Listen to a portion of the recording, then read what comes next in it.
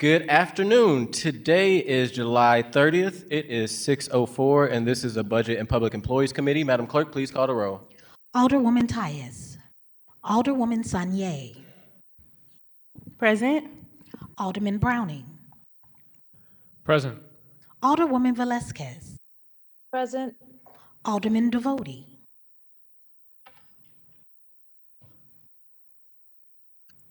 Chair Aldrich. Present. President Green. Alderwoman Tyus. Alderman Devotie. We have 6 present. We have 5 present. We have quorum. Thank you. With that, Madam Clerk, we have established a quorum. The next item of agenda is approval of minutes from Friday, June 6, 2025. I'll take a motion for the approval of the minutes. Moved. Moved by the Alderwoman from the 7th, second by the Alderman from the 9th. Madam Clerk, please call the roll. Alderwoman Tyus. Alderwoman Sanye. Aye. Alderman Browning. Aye. Alderwoman Velasquez. Aye. Alderman Devotie. Chair Aldrich. Aye. President Green. Alderwoman Tyus. Alderman Devotie. We have 5 aye votes. Thank you, Madam Clerk. With that, we have approved the minutes from Friday, June 6, 2025. We have no board bills for review. We have no resolutions today for review. For committee discussion today, we will talk about the Rams funding pertaining to Board Bill 31 that we passed here at the Board of Aldermen, the $30 million, which in that legislation requires a monthly review of those expenditures. But before we do that, Madam Clerk, I'm going to skip around just a little bit, and I want to make note that we will not be excusing the Alderwoman from the 12th for this meeting. Noted. All right, going back to committee discussion. So I just want to make note to all committee members before we start, or not committee members, people in the public, if you would like to sign up to speak after the presentation on Rams, you can. We have a sign-up sheet over by Madam Clerk if you would like to sign up in support, in favor, or just to be able to give your input. And to level set, first, I want to thank everybody for coming out this evening. You could have been doing anything on this heat wave of a Wednesday, but you're here being part of your government process. This is a special meeting from the board, from the Budget and Public Employees Committee. I am honored to serve as a chair. Today marks an important milestone in the city when it comes to recovery efforts, and I want to begin by reminding everyone why we're convening this meeting. On June 6, 2025, the Board of Aldermen introduced Board Bill 31, sponsored by President Green and myself. And just 11 days later, it became law, and that ordinance number is 72009. It was a clear sign of the urgency and the community commitment and push to make sure that we did something after the aftermath of the disaster tornado. Section 5 of that ordinance focused on funds accountability, requiring the following. The Tornado Relief Recovery Fund shall be included among the funds subject to regular audit of city funds and required under law. The mayor's office or city departments shall provide a monthly report to the Budget and Public Employees Committee detailing expenditures from the Tornado Relief Recovery Fund, along with relevant data on the numbers of individuals served and other outcomes. The mayor's office shall provide an annual report on the use and impact of the Tornado Relief Recovery Fund to the Budget and Public Employees Committee within a year of the bill's passage. I do want to thank Alderman Browning from the 9th Ward, who's the vice chair of this committee. As we move forward on that legislation, myself, Madam President, he offered I would say a key amendment to make sure that we have that transparency and accountability, one of the reasons why we're meeting here today. So today's hearing is the first of many monthly reports. This process isn't just about transparency. It's about ensuring that every dollar that is spent is responsible, equitable, and with measurable input. And yes, we are here to make sure that every spending is spent because relief funds should not just sit in a pot. These monthly sessions give both the Board of Aldermen and the public a chance to monitor the city recovery efforts, raise questions, and offer feedback. They also offer the Spencer administration a valuable opportunity to explain how decisions are being made and how these decisions are affecting real people. Under this ordinance, the mayor's office is responsible for recommending certain contracts, or awarding from the funds. Once those are approved by the Board of Estimate and Appropriation, I can never say that word, that is made up of the president, the mayor, and also the comptroller, they become eligible for distributions in accordance to the proper terms. So again, thank you to everybody that came out today. We look forward to hearing from the mayor's office here shortly and from the members of the public who continue to live with the disaster in their neighborhoods and who has deserved nothing less but full accountability and full recovery. With that, I would like to begin with Mr. Julian from the mayor's office, who will be talking and providing a slideshow on so far of what has been going on with the Rams' interests and where we are with the recovery. Whenever you're ready, Mr. Julian, just state your first and last name, and you may proceed with your slideshow.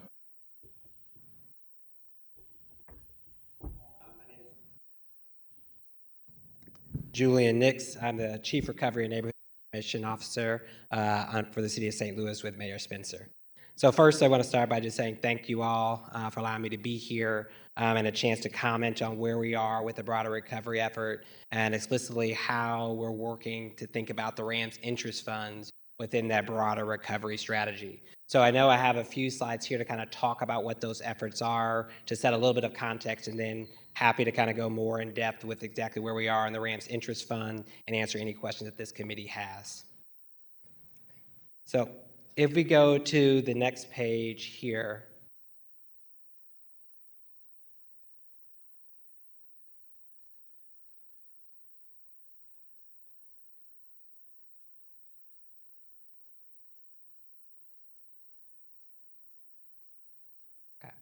perfect. So just to start, just to kind of level set of kind of how we as administration think of the overall recovery effort as we work through it, is we have kind of broken out the recovery into three core phases. The initial heavy response phase, which is how we would describe the last 2 months. The restore phase, which is really what we think about as the next 1 to 2 year period, and the rebuild phase.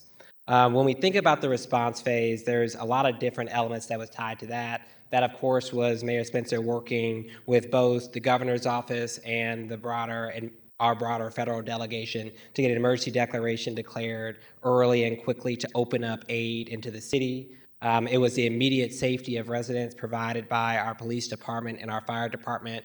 It was coordinating with a lot of groups that were on the ground coming in from the national level to try to provide shelter, hot meals, and other basic needs, on top of the great community response that also stepped in at that period of time. It was the connection to resources, so we set up the disaster assistance centers that was at the Chaffetz Arena that saw thousands of families there, as well as the disaster recovery centers with FEMA, focusing on delivering much needed aid to the community. We also, as part of that, was drastically focused on clearing the right-of-way, debris, and from public property, as working with our parks and our street department to quickly make sure that we got streets opened, alleyways cleared. We also had a huge focus on basic infrastructure, which was getting electricity, traffic lights, and traffic signals back up and running, and then ultimately making sure we worked with state and federal to get as much support and deployment we could here kind of within the city. As we look at the next stage, Mayor Spencer naturally announced we moved out of emergency operations and into the next phase of the recovery, really focusing on the broader next steps toward the back end of response, but moving into restoration and rebuilding. And that includes the establishment of the recovery office, which I now oversee and am responsible for helping build within Mayor Spencer's administration. So as we look at what we're looking at forward is really for the next 1 to 2 years, how do we start to set up a better infrastructure within the city to ensure we can provide what residents need long term and these communities ultimately need to recover. So that includes things from resident support, which is heavily focusing on both case management and the future of how we provide the long-term recovery needs of residents in the area. It's the debris removal and demolition. More broadly within that, we've had a huge focus on public property, not as much on private property, and so driving the long-term strategy for that is a critical part of the restoration phase.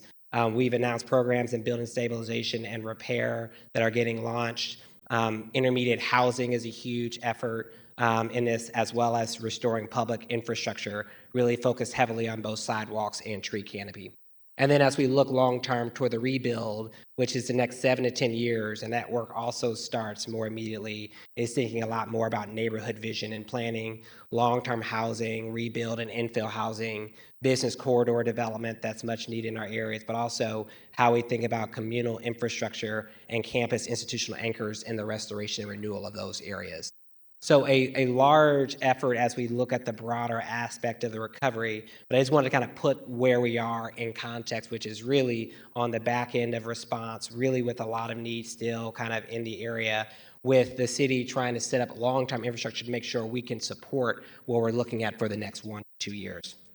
And so I want to start by just giving a little bit, because I know we announced just 2 weeks ago the establishment of the Recovery Office and signed an executive order officially creating it. Share a little bit more about how exactly we're thinking about the recovery before we move into the back part of the agenda, which is to ultimately talk about how the funding from Rams interests fits into the broader recovery and broader funding strategy that we're developing long-term for the recovery effort. So we'll start with the overview of the Recovery Office. One is we recognize that getting the details right for St. Louis City's recovery and this organization and its strategy matters for long-term impact. So this is a study completed by McKinsey. You can kind of look on the y-axis is county level GDP immediately kind of starting at the beginning of any major disaster, and it shapes out the journey of where different counties go over time as they look at the growth coming out. And you can kind of see in the light blue line about 112% overall growth over GDP versus pre-disaster, versus in lagging groups in their response face closer to 99 with a huge 13% gap. And so one of the questions we've been asking and been working with is trying to figure out what does it look like and how do we make sure that an area that has been devastated well before a tornado comes can actually be at the top of this and not at the bottom. And so there's a few areas we've used as we look at establishing the practices for within the Recovery Office. If we go to the next slide here. Really focusing on a few things. One, about developing clearly aligned upon vision and priorities that guide the restore and rebuild phase of the recovery effort that'll be done in collaboration with community. We were very focusing on launching a dedicated recovery office to develop and coordinate a comprehensive strategy and implementation to achieve these sets of priorities. We recognize that there are 50,000 residents in the impact zone, but there are also 230,000 residents that are not.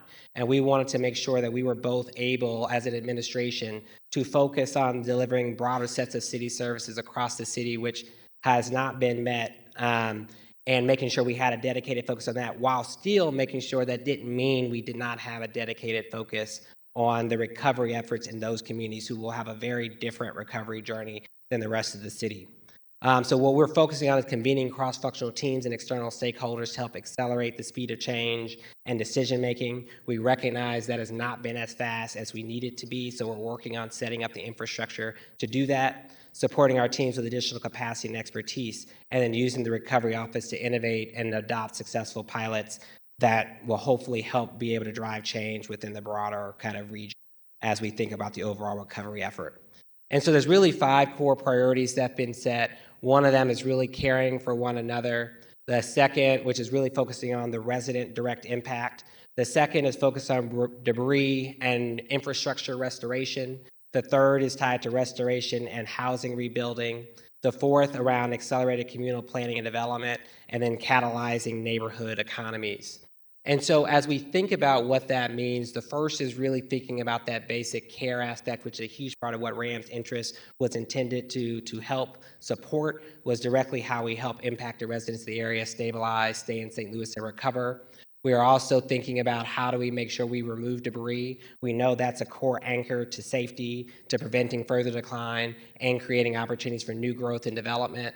We're focusing on how we think about transforming our impact communities into thriving places, recognizing we need to rebuild housing in those areas. We also recognize there's been a lot of barriers for developers as they think about housing. And so a very proactive part of ours is how do we start to address administrative barriers to recovery and build local capacities to support that resident-driven neighborhood development. And then the fifth is to support neighborhood businesses or anchor nonprofits to hopefully build back stronger.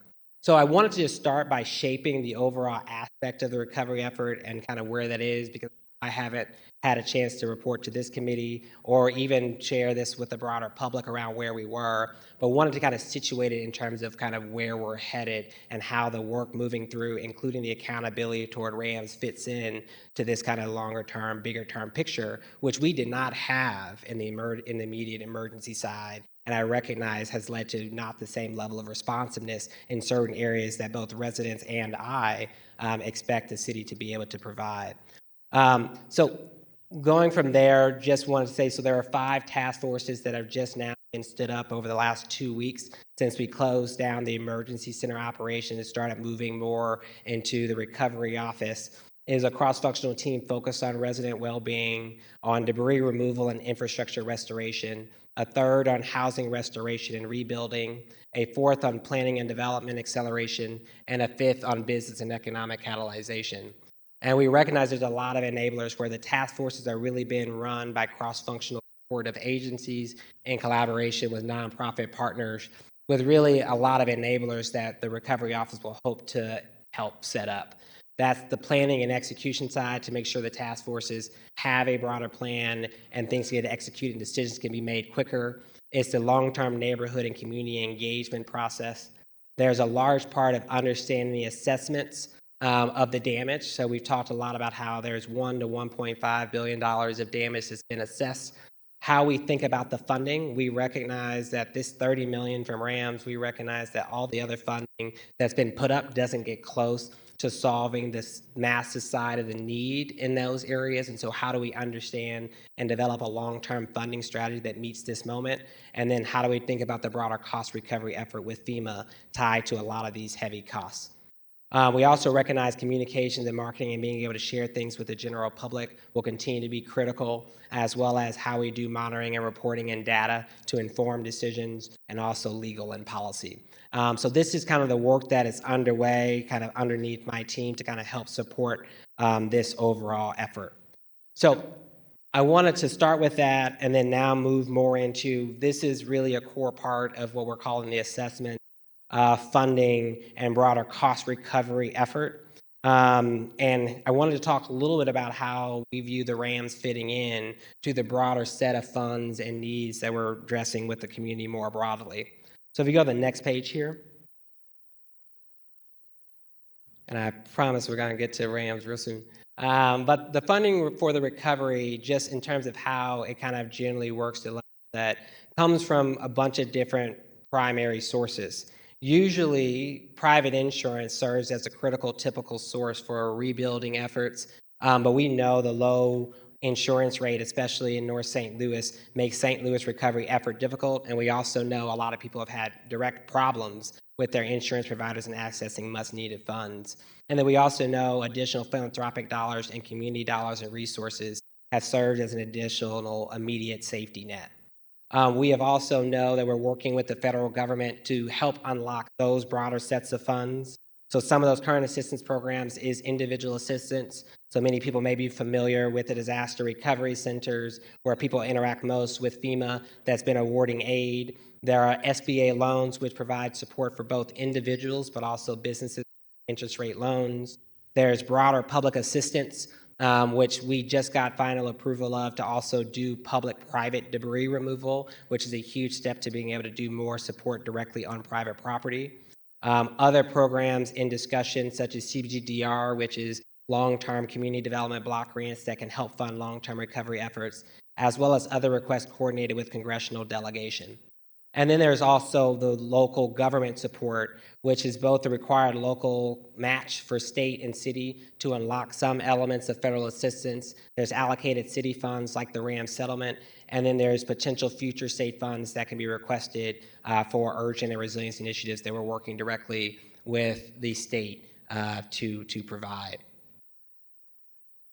So if we kind of go to the next page here, just kind of an update on where the federal and local funds that have been secured or are available to be secured thus far, which has been the lion's share of the city's focus and the mayor's office focus in the funding side and the more recent period. So one of those, as we look at the federal government, we've seen in individual assistance about 30 million allocated in individual assistance across over 6,500 applications from residents. We know that that's not nearly enough, but we do have, just for everyone who has not, there is an August 11th deadline for that individual assistance application. I just want to put a quick plug in here for people to register. That doesn't mean they can't continue to make changes in their application to get other services, but they have to have an initial application by August 11th. I want to say thank you to President Green's office and the Board of Alder, who wrote a very supportive letter alongside us to submit to our broader federal aspect, that aspect to kind of hopefully request an extension. But the focus right now is that more immediate, get people to sign up in that point in time. So the second here is individual assistance, which is 13 million has been offered and not necessarily dispersed. Sorry, this should be offered or dispersed in SBA loans, which is money that helps communities with low interest rates loans. And then we have about a 75% federal local cost match for reimbursement for select categories. When we look at the local state level, we secured with Missouri Department of Public Safety $100 million in disaster relief for the city of St. Louis, that we are working with them on what exactly they're willing to fund. That is an appropriation that they still have to agree to give us toward things that they think are of interest. And so there's a huge focus in that effort and working through that. There's MHDC, which provided $25 million for emergency housing assistance that we'll be working with broader nonprofits to apply for. So that $25 million is not all for the city, but the city is eligible based on the things that we got passed in that for that $25 million, as well as a $5,000 income tax deduction for affected individuals by specifically disasters across the state. And then, of course, at the city level, the city has spent over kind of 20 million in emergency response operations, from debris removal to immediate assistance to some of the staff straight line, staff overtime, and warehouse. This is the best estimate. We are still refining some of those numbers, but that number is estimated between 15 to 20 million as of right now that's been spent on staff time and overall debris removal efforts thus far. And then we have the 30 million in the Rams settlement. That's the focus for today.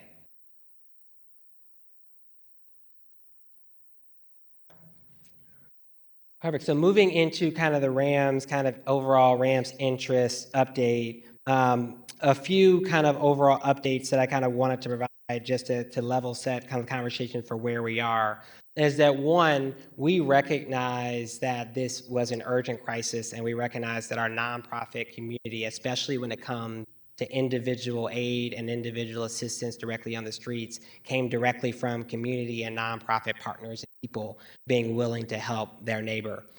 In the absence of FEMA showing up the way they would typically show up, the city has been, in the mayor's office, and that includes me and our time, has been actually extremely focused on helping navigate aspects of processes and things that would usually the federal government would have been able to provide, so that we could provide more immediate, the direct support kind of on the ground. And so the biggest focus that we have right now as we look at the 18 million in Rams settlement is that on next Monday, officially nonprofits who are serving or have served residents can begin applying for up to 3.75 million in emergency grant support. This is for both some expenses that may have been incurred in the past, but also kind of future related costs as they continue to serve in that aspect of the community. We have, as we look at the more detailed aspects of the rollout, multiple phases in the rollout that is committed to kind of the 18 million in Rams interest. In phase 0 that's already launched is about 2.1 million of it is being up and being accessed to spend. So that's things for resource hub operations, which includes procurement and distribution of supplies when absolutely necessary and when they're not ultimately donated from philanthropic partners, and equipment and appliances for some of those operations. And then there's community cooling and hydration operations.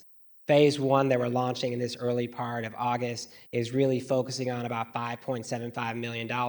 That's the $3.75 million in emergency grant support for our nonprofit community serving residents, as well as $2 million initially going into helping set up the home repair programs.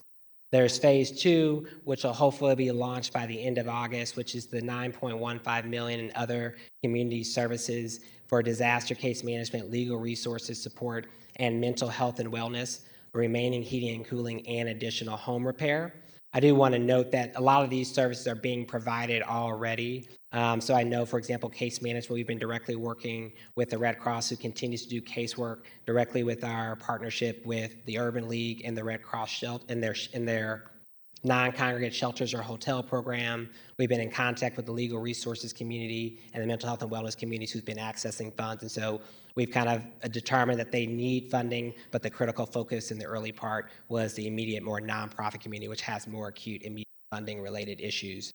And then in phase 3 is to launch by the end of December kind of more of the unmet needs funds that's going to be tied to the broader disaster case management services. We still recognize there's about $12 million in unannounced Rams settlement interest that's still in discussion. The focus right now that's been in heavy one around how and where exactly it's going to go is a focus on intermediate housing, intermediate private property debris removal, as well as long-term kind of staffing to support kind of the operations within the recovery office. And so what we've done here is try to do a multi-phase rollout that allows us to be thoughtful about where to invest the limited taxpayer dollars, while also focusing on deploying right now some of the most critical programs to keep things operational kind of within the field. And so I want to, as we look through here, this is a recap, but I just don't know how many people I recognize. There's news stories in the news every day, so just recap where the 18 million of 30 million in Rams settlement is, which is about 10 million in community resident services. So these are things that are directly touching residents every day. So this is 3.5 million disaster case management, legal resources support, and mental health and wellness. So this is really dollars focused on groups that are providing these types of critical services. 3.5 million in nonprofit operational support grants. So that's directly for a lot of the communities that are doing the work on the ground. And I recognize I saw Mr. Eddie Ross, a few people from Action St. Louis and People's Health Response and groups like that who have been instrumental and quite frankly holding all of the water when it comes to most of the heavy aid directly in communities. And so those dollars are directly focused on those types of groups. There's also 1.5 million in disaster resource hubs and or distribution nonprofit operations, which includes those types of operations as well. There was 1.0 million unmet needs and about 0.5 million tied to hunger relief. And this is on top of what a lot of other national philanthropic providers are already directly providing in the area. For our resource hubs, this is focusing on both procurement and distribution of supplies that are not donated, but are required in the communities, and 0.5 million for resource hub equipment and appliances. These are things like porta potties and hand wash stations, dumpsters, and things that have been placed at a bunch of different of our hub sites and our disaster recovery centers. Then we have the home stabilization repair, which is 5 million in funds going toward that, in addition to the 5.4 million in emergency stabilization funds, and then 1 million allocated more toward cooling and heating, by which a small portion of that is going to go to our water station loss, sprinkler and misting equipment that we set up in the disaster zone, as well as water messaging, and about 0.9 million in donations to nonprofits, mostly focusing on to provide cooling and heating for individuals and homeowners who don't have access to that. So the remaining 12 million, like I said, is still kind of in that active discussion. The next page here, I won't spend too much time on. This is pretty much the roll phase out of what I talked about in the high level bullets in the previous slide. That's really kind of outlining how we're rolling out the 30 million across multiple phases. But if I need to, I can come back to this slide when there's questions, but would love to open up questions directly to the committee. Gotcha. Thank you so much. A couple housekeeping rules for folks that got here after the presentation.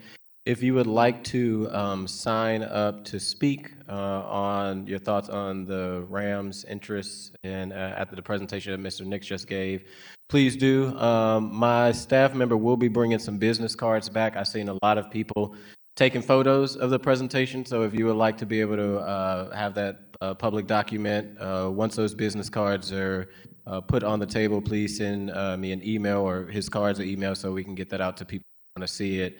And before I begin with community, one of the things I forgot to open up with. I'm sorry, Mr. Aldrich. We're going to print some off, and I'll have some on the table, and we can give them to them before they leave if they want. I'm going to print some presentations. Awesome. So if you're not able to get a printed one, also, like I said, we'll have some business cards on the table. So if you'd like the digital copy as well. Thank you, Madam Clerk. One of the things I forgot to mention when I started is I also want to thank, even though we're talking about Rams interests and how much we're spending, we would not have got to this place in time if it wasn't for community stepping up, non-for-profits. And I don't want to say them all because I may miss one, but I see, like Shelley, folks that's been holding it down off of Natural Bridge, Action St. Louis for the culture. I want to make sure I miss any for the Ville Urban League, Diamond Divas, so many that have been doing the work in the community before government was able to step up and do it. So to all the neighborhood organizations, to all the community people that even aren't part of an organization that just deliver water, hot dogs, or cleaned up, thank you for that moment. So now we'll start with questions from the committee. Since we do have a nice amount of residents here, if never try to limit committee members, but if we can get to maybe the most pressing questions for Mr. Julian so that we can hear residents, that would be great. So starting with Vice Chair Browning. Thank you. I'm going to keep my questions short for now because I want to get to the community, but I just had a quick question while I was looking at your presentation. My understanding is, this is an emergency. So a lot of these funds need to get out as quickly as possible to meet the needs of the community and the people who have been affected by this disaster. With these funds, do we have to go through the normal procurement process that the city goes through to secure contracts? If the city fully runs and manages that, yes. For both accountability purposes and our procurement process required by the city, these would have to run through open kind of RFP processes. So one of the reasons why this has taken kind of a while is when we recognize, especially with existing ARPA dollars that are being allocated, our departments don't have capacity to get a lot of this funding out immediately. And so we're working to establish a relationship with a fiscal agent to help distribute and make sure we can get these out much quicker than the city would do by itself. But it requires setting up a new program and setting up new partnerships to do that. But yes, it would be all run by procurement if the city was the main administrator of all aspects of these funds. All right, thank you. I'll pass on the rest and I'll wait to hear from the public. Thank you. Alderwoman Tanya. I just wanted to start by also thanking the community members who were able to come out tonight, and also to thank you for this presentation and for stepping into this role that obviously was unplanned. I am glad to see us create an office to focus on this function. I do think that is a good early sign, and I definitely think we're going to need it long term. So I'm glad that it is an official office, and congratulations on your role. I am going to just have two questions that I'm sure will be questions that members of the public has as well. You talked a little bit about just some of the work that comes with convening cross-functional teams and engaging external stakeholders. I'm really curious about how that process has been for you so far, maybe what some of your barriers or challenges have been, what's worked well. Obviously, we're new into this, but how has it been going bringing, folks together to really work on this? I like to say that St. Louis specializes in silos. We don't do the best at collaboration, so I'm curious about who those stakeholders are that kind of are being engaged, and who are some stakeholders that you're hoping to bring into the fold and to use this as an opportunity to put that on the table. Yeah, so I'll talk a little bit more about kind of how we're thinking about it. Is in the recovery effort, it was literally all hands on deck, and I know everyone was running around, including us, just trying to figure out where we can all put hands on the ground. So that effort looked a lot more like us finding out different people working on different things and people reaching out directly to our office. So in the early phases, the way collaboration looked like is I know we had direct regular calls with a lot of the groups that were on the ground, kind of doing a lot of the research and hearing the fundamental needs they were hearing on the ground that helped drive a lot of our information effort, combined with the support and work with the Board of Alders office. We also had a bunch of community partners that came to ground, mostly a lot of we were probably mostly heavily coordinating the national people coming to the ground who don't know St. Louis City. So we had lots of meals coming in from places like Red Cross, the disaster relief of Missouri, but so many different nonprofits that came out and did that. So we had a running working group of all of the different food providers providing food and making sure we were coordinating and making sure we weren't missing areas in the zone. We also convened a lot of our national COAD, VOAD partners like the United Way, the Red Cross. Red Cross has been an instrumental partner around sheltering, and the Urban League's been an instrumental partner as we set up the non-congregate shelters and hotel program in collaboration with FEMA. So those are just to name a few of the core areas, kind of aspects of partnerships. But I also don't want to be remiss to talk about a lot of the partnerships that self-organize with groups like Diamond Divas helping coordinate a lot of the direct supplies directly with a lot of those aspects of nonprofits. So in the early part, different groups coordinated and came together in a way that I found to be extremely miraculous and inspiring for the broader set of work. And I also think set an exciting enough stage to say that if this disaster is going to be hard for any of us to get through, and the only way through it is together. And I felt so great about that collaboration that happened in the early part of the work. As we look at the long term, one thing Mayor Spencer has talked about a lot when people ask her for what is the plan for rebuilding, her biggest answer is we don't have that exact plan. We have a path for how we will start to bring people together to develop that plan, but that plan needs to be driven by community. And so what that's going to look like is over the course of the next week or so, we'll be actually announcing the broader sets of ways people can get engaged, both residents and civic leaders, to help organize the effort. I'm not going to get ahead of kind of where we are on that, but we're in conversation, I know, with the Board of Alders on what that might look like. And then we'll announce that more broadly with the public once that's officially done. So that'll be one major way, is major advisory committees that consist of both residents and the broader community and civic leaders being able to come together to better organize all of our efforts and our dollars and our resources as we look at the long-term recovery. As we look at the various task forces, we're bringing together the technical experts or direct providers who are doing work on the ground. So that work is currently ongoing, and I'd love to maybe come back and present either to this group or to the broader set of Board of Alders on what that cross-functional structure is looking like, both with the city, but also with the nonprofit partners. We're still bringing them together, and every meeting we hear, hey, this person should be at the table, so we're still developing that table. And then we will have continued engagements in the community that'll both look like the early town halls that we did. I know we did 3 that was led by the mayor and was accompanied by our alders such as Browning and Aldridge. We had one in our Zone A and Zone C directly with all the other impacted alders. We'll continue to do those efforts because we know that a lot of the news coming through the press or coming in social media doesn't let questions get answered. So we'll also have a long-term path to have continuous town halls to get resident engagement and feedback in those ways as well. And that's in addition to us going to the typical neighborhood meetings to hear directly from residents what their core concerns are. Thank you. And you mentioned that you were in the process of looking at different pilots. Can you expound on that a little bit, of what pilots you've been looking at or considering or exploring? Yeah, so we're still early. So I'll give an example of the type of things that could be pilots, right? So we know that there have been core barriers in our development process and tied to permitting and tied to whether it be the historic nature and regulations tied to that, whether we tied to things type as zoning. And I know that you have actively been working and passed legislation to help us do a zoning update that's been working with PDA.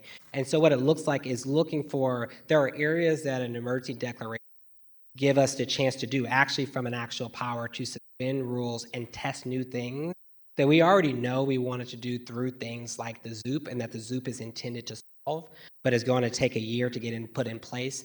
And so there are some regulations like that that we might look into.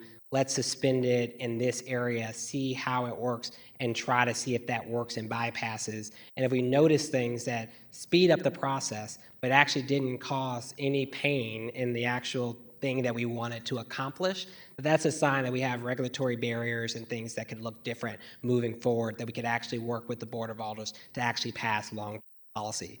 Some of those pilots are the fact that until this incident, there are different people working on 5 different planning efforts tied to a neighborhood, and none of them have ever been in the same room jointly coordinating what those plans are and how we communicate that to the general public in a thoughtful, coordinated way.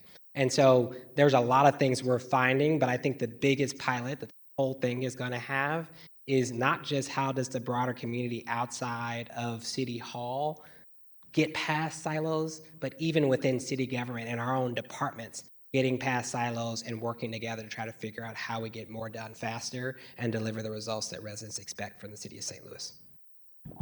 Thank you. President Megan Green.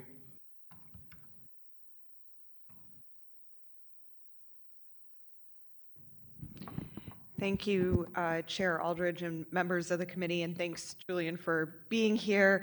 I won't ask a ton of questions because I too want to get to hear the community, and then we might have some more questions for you, after what they say. But I do have a couple. Early on, Mayor Spencer said that, one of the ways that she wanted to judge herself on this is by not losing residents.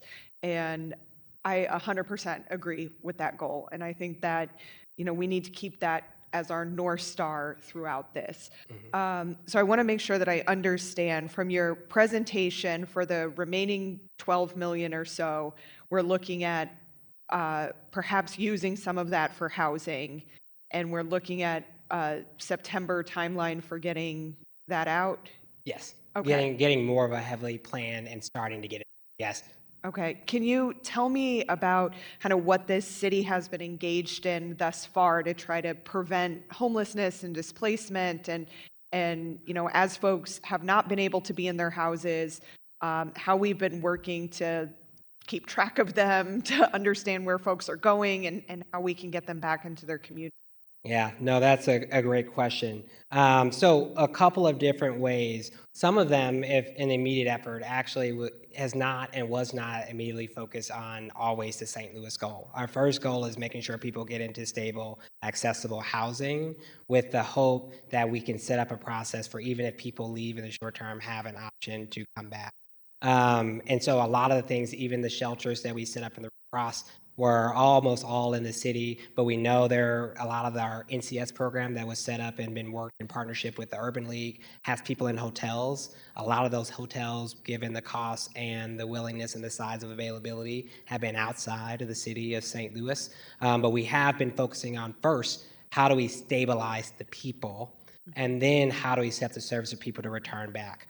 And so what that has looked like from the housing standpoint immediately is, one, we've been working directly with the St. Louis Housing Authority and the Affordable Housing Commission to just pull together the list of affordable units that already exist and making sure that as the Red Cross and our different groups on the ground are connecting people to housing options, they're presenting the options that exist in the city.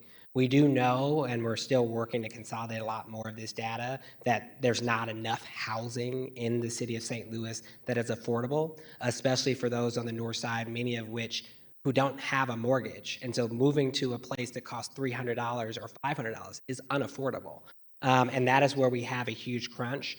Right now, our team is just exploring what those types of things are to bring that type of housing back online. Historically, FEMA would have played a huge role in dropping dollars into trailers and other accessory dwelling units and things like that directly into these areas. That is not a program that we've been approved or been receiving from HUD, which has made this disaster harder for us and made that goal, quite frankly, way more difficult, that we've been in direct partnership with FEMA on the ground to try to figure out, but also our federal delegation to solve. But right now we're focusing on what are the vacant, where are the vacant units that with some investments we can get inventory of affordable housing back online, trying to take advantage of the existing building and housing stock that we have. And so right now my team has just finished compiling a major list of what all those properties are and trying to get assessments on the size of what it would cost to bring those online. We are of course talking about way more than what's left in Rams interest, and so we'll be directly working to partner with your office and with other offices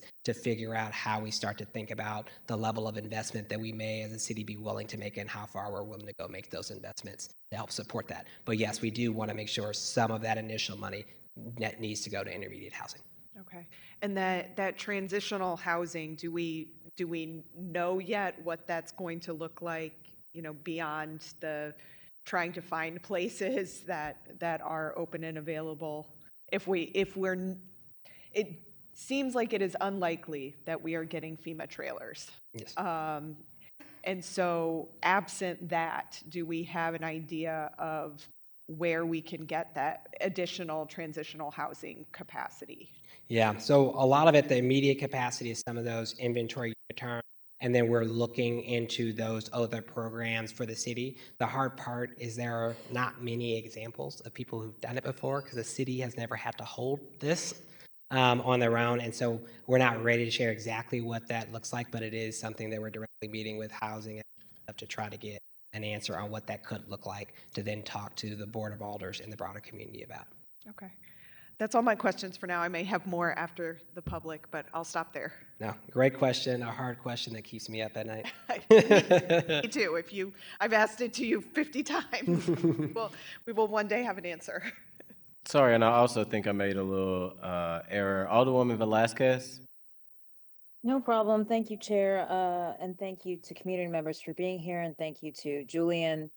I am also going to keep it short because I know we have a lot of folks who want to share their thoughts and speak.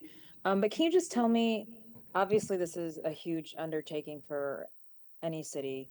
What other organizations, cities, or counties that have successfully recovered after a climate event, kind of who else have you talked to in creating and designing some of the plan and the outline here? Yeah. So one, we've been bringing in and talking to various kind of consulting groups directly about what they've seen as broader and broader trends tied to this. So for example, North Carolina just had a major hurricane. We've talked to people in New Orleans about kind of what they've seen. A lot of our experts from those like the Red Cross and United Way have brought in expert teams who've led disasters, especially tied to housing already. So we have a direct housing expert directly from the Red Cross who's led a lot of these missions, who are here on the ground and kind of helping advise. So that's just a couple of examples of the types of that we're seeing. Great. Well, I'll keep it to that. Thank you. Thank you, Chair. Alderman Devotee? Yes, Chair. Thank you very much. I apologize for my technical difficulties earlier. Mr. Nix, I too want to thank you for coming. I appreciate your efforts in the extremely detailed report. I think it's much needed. There was mention earlier of silos in the city. I will tell you, we just had a ward-wide town hall in the 5th within the last week to 10 days. And the community support for our neighbors in North St. Louis and the efforts of your office, I think is near complete. I say near complete because my only ask would be, this is a wonderful presentation tonight. This is the kind of thing that we need to continue. Anything we can do or I can do to spread the word about your efforts, know that we're here, because I think that's how we keep all hands moving on deck, which has been my observation in the last 2.5 months. So again, thank you for your efforts. I'm looking forward to hearing the community, and I join in the chair's response to open the meeting. Thank you. Thank you, Alderman. Just a few questions for myself. Thank you for being here, Mr. Nix. So how much, if not any, when and on what, how much of the $30 million of Rams interest has the mayor's office or ENA approved to spend? And then, like I say, if none, when and what is the plan to start spending that money? Yeah. So directly tied to these efforts, I think I mentioned we spent about 15 million that was not directly tied to kind of Rams settlement. ENA just recently passed a broader aspect. There is items going into front of ENA now to fund a lot of these efforts. So if we look at different aspects, so things that are on going to be on the public kind of ENA agenda will be things like expanding the Red Cross's efforts. So Red Cross, for example, have been providing the shelter resident transition directly out of their broader donors and the fundraising they did more broadly tied to this effort. So we're looking at continued dollars to fund that. That'll go in front of E&A this week. We are also putting in place, that'll also go in front of E&A this week, a broader proposal to actually launch with the fiscal agent the ability to bring the $3.75 million that we just talked about online, and then also subsequently unlock all the other funds according to the timelines that were presented here in this presentation. So that won't necessarily be the dispersion of funds. Those are the funds that are open, and then as we award it out, we'll spend. One of the things that we also know we have trouble with is a lot of times when we log expenses, they don't post right away between the time we get the invoice and time they're paid. So we're still working transparently to get exact, more detailed reports on how we start to break out these costs. We're working directly with the comptroller's office to build that out, and I have a meeting with them tomorrow to help lay that out. So in subsequent meetings, I'll be able to answer that hopefully to the dollar of what's been actually spent and approved by the comptroller's office, but also what our projections are for those spends based on what we know is out there from grants and things that have been awarded. And then you had stated, just so even if I missed it or people from the public, so there has been some funds spent on tornado disaster relief recovery. Yes. And how much? So there's been about 15 to 20 that was spent immediately in the emergency response operations. And then tied to Rams, I don't have that exact figure, but we just got that formally kind of approved to spend on existing contracts. And then we're getting approved to spend on much bigger contracts. Gotcha. If that, even though, like I said, I know our discussion item today is about Rams expenditures, but out of that 15 million that have been spent on tornado relief, I guess if those documents could be provided to the budget committee to have maybe a separate meeting to just continue budget conversations on that, that would be helpful. We'll have a lot of those conversations, Alderman Aldridge. I can promise you that. All right, thank you. All right, we're going to jump into our community discussion. Again, if you haven't signed up, you can sign up front over here next to our clerk. Madam Clerk, how many people do we have online? We have right now 30 people online. All right, do they have their hands raised to speak? If you want to speak online, please raise your hand. Also, if you'd like a copy of the presentation, we do have them up front on the table. If you'd like a digital copy, we have some of my business cards either up front or by the podium so that myself and staff will be able to send those digital copies out to residents via email. How many online with their hand raised, Madam Clerk? One so far. Okay, for the one person online that would like to speak, if you can move them over so we could swear in everybody from online and in the at one time. Everyone will have, well, how many people in the room would like to speak by a show of hands? Okay.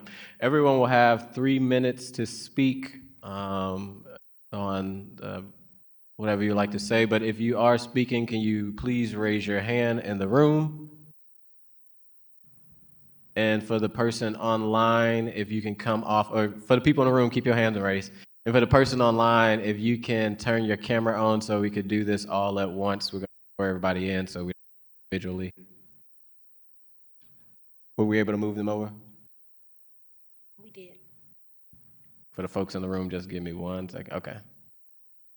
Chairman, Yes. it looks like Kayla Reed is listed as a panelist and not as an attendee, and she also has her hand up. So there are actually 2 people that I see online that want to testify. It's actually 3. So yeah, I saw Kayla. 3 now. Okay, for the folks online, as we move you over, please turn your screen on and raise your hand. Okay, I see Ms. Reed, and I think we got one more online that we're waiting on.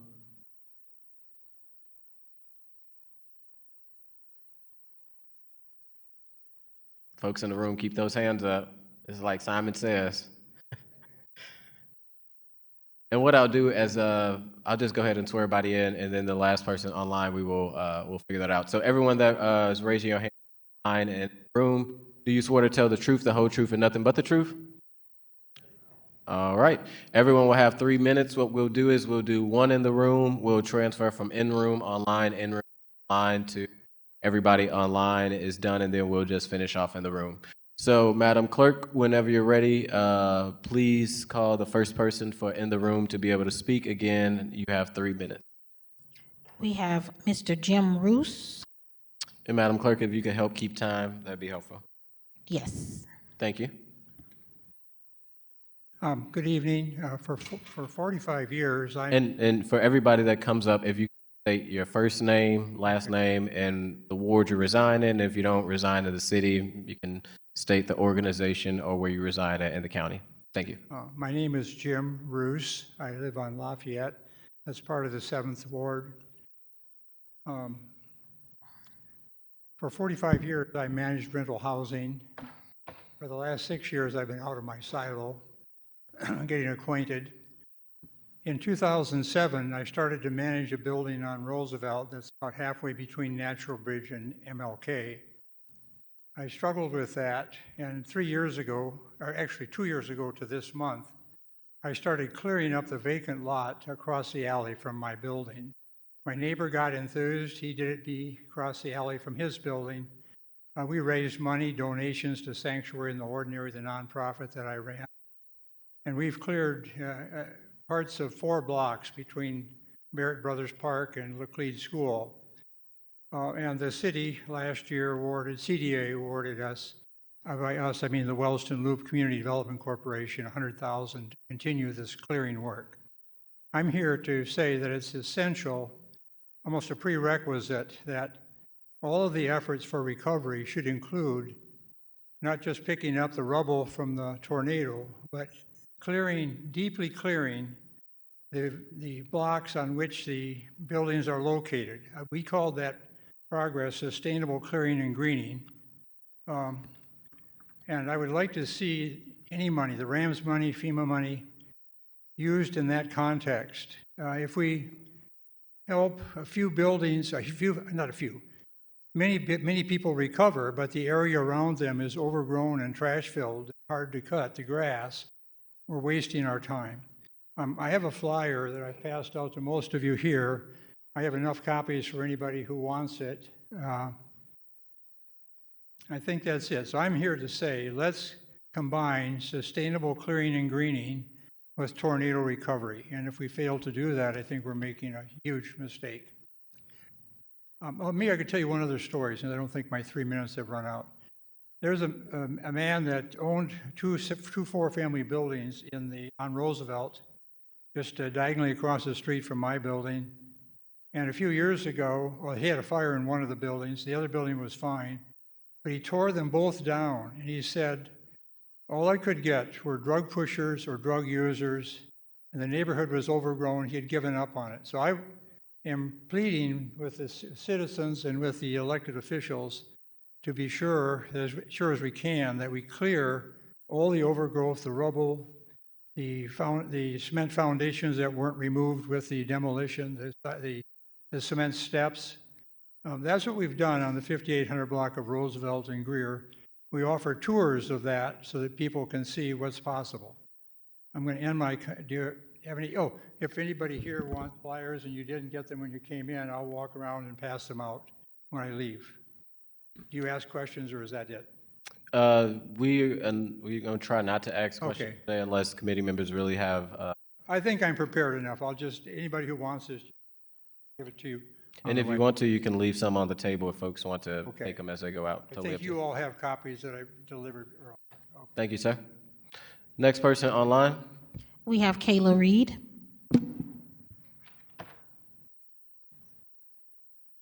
All right, Ms. Kayla Reed, just state your name, ward, and proceed when you're ready. My name is Kayla Reed. I'm a city resident. I'm the executive director of Action St. Louis. I really appreciate Alderman Aldridge, you facilitating this meeting, because I think it's really important, as often as possible, the public have access to information and transparency opportunities around what is happening around recovery. We were really excited to see the Board of Aldermen move forward an allocation of the Rams Settlement Fund for tornado relief. We are somewhat disappointed in the turnaround time from the place of passage to now. There are a lot of plans, but there's not a lot of actual action inside of those plans. And the nonprofit complex ecosystem that stood up after the tornado has really reached a line of capacity. And so I just want to advocate for a couple of things. One, I do think it's really important that some of these funds are used to reimburse organizations that have used their general operating resources to sustain the first phase of this work. And so thinking about organizations like Diamond Divas and others who have stretched their capacity beyond the domestic violence work that they do to become really the warehouse of the recovery work, I think it's really important that organizations like that are resourced to be able to expand, to recoup what they lost, and then also expand their operations. What I also want to say is $30 million, we have not answered the question that is the most important question, which is housing. We are in a dire state where it's been 75 days since the tornado struck the city of St. Louis, and there is not a solution to keep people housed in city limits. The shelters, no matter how much we continue to talk about them, are closed. They have been closed. And the hotel vouchers have limitations on them that leave people in unknown situations after those vouchers expire. And we are losing people as far as leaving the city. Some people have left the state. We've been able to track these folks. We keep in touch with many residents who lived in the tornado footprint. And what we know that they need is a pathway to stability now. And we can't wait another 2 months or another 75 days to start actually spending the Rams funds. And we're really disheartened by the fact that we're not taking more seriously the need to establish temporary housing. And as long as we do not have a housing plan, we will lose population, which then really guts the limited infrastructure that North City had pre-tornado and doesn't create opportunities for residents to come back and be a part of the rebuild or the recovery if they're having to build and establish new lives other places. I do just want to acknowledge that while we appreciate, the affirmation and the work, what we have been able to contribute is about 38,000 hours of volunteer work through the People's Response since the tornado. We've been at these meetings and consistently advocating for housing, consistently advocating for food and supplies. As families get prepared to send their kids back to school, they are in need of really wraparound support. And we are just presenting plans, right? And I want the Board of Aldermen to do a better job of holding the administration accountable and asking the questions on when this money will be spent, on exactly what it will be spent on, which organizations are receiving funding, and what is their plan to actually execute the resources once they have them from the city, because that process can take us into 2026 and we just simply do not have the time. So I just wanted to share that. My hope is that this is actually a monthly event where the city has to come, the administration has to come before the Board of Aldermen or the general public to provide ongoing updates on what it is doing with this 30 million, and understanding that this 30 million was really important to pass, and it's going to take a lot more resources. And the Rams Fund is sitting there continuing to accrue interest that can be used toward a just recovery of North City. Thank you. Thank you. Next, we have Yolanda Owens. All right, Ms. Yolanda, please come on up, state your name, your award. Ms. Reed, you probably wasn't able to hear. You got a round of applause, and the committee will be meeting monthly, so thank you for that. Ms. Yolanda, you can pull the mic down if you want to, or you could take it off completely. Okay.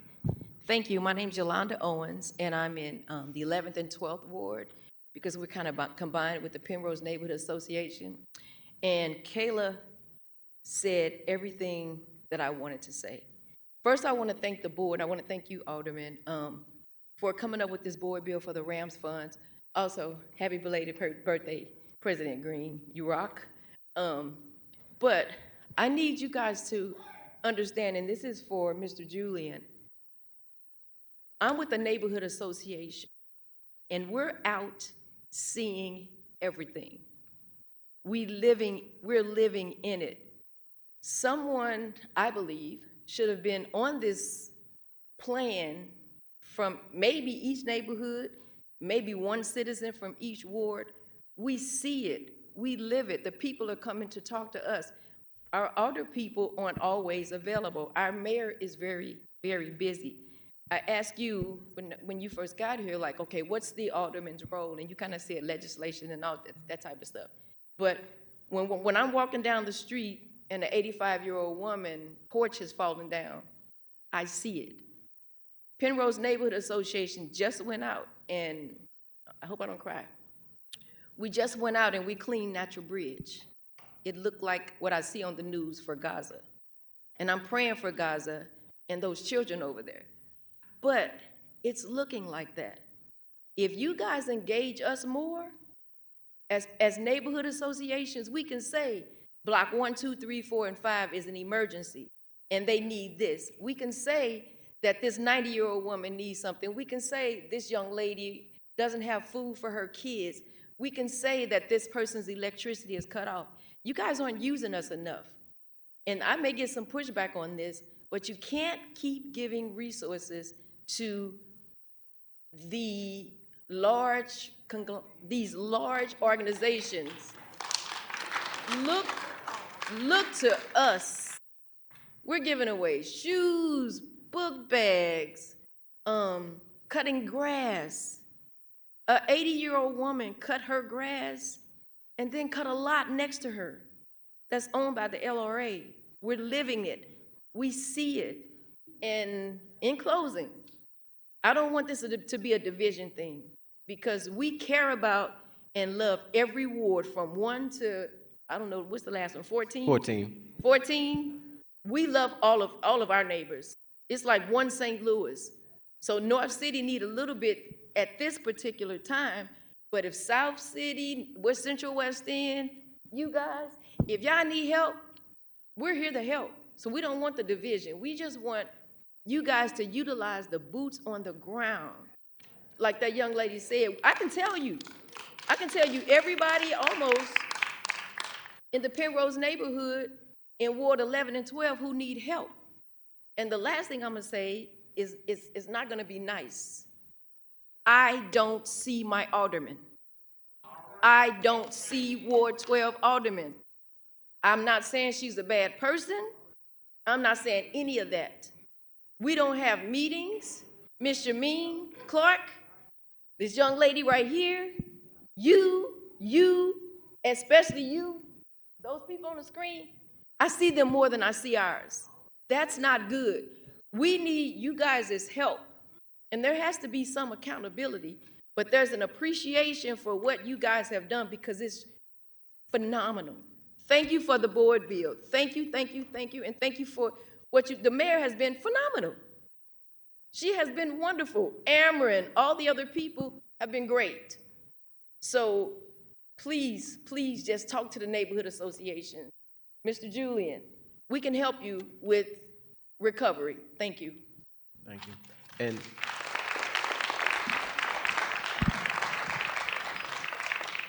before we, Madam Clerk, before we go to the next person, one thing I do want to say is, Ms. Yolanda, I can't speak on your alderperson, but I do, and I missed to give a shout out to State Representative Kim Collins, who can probably be a little bit of help on the state level. And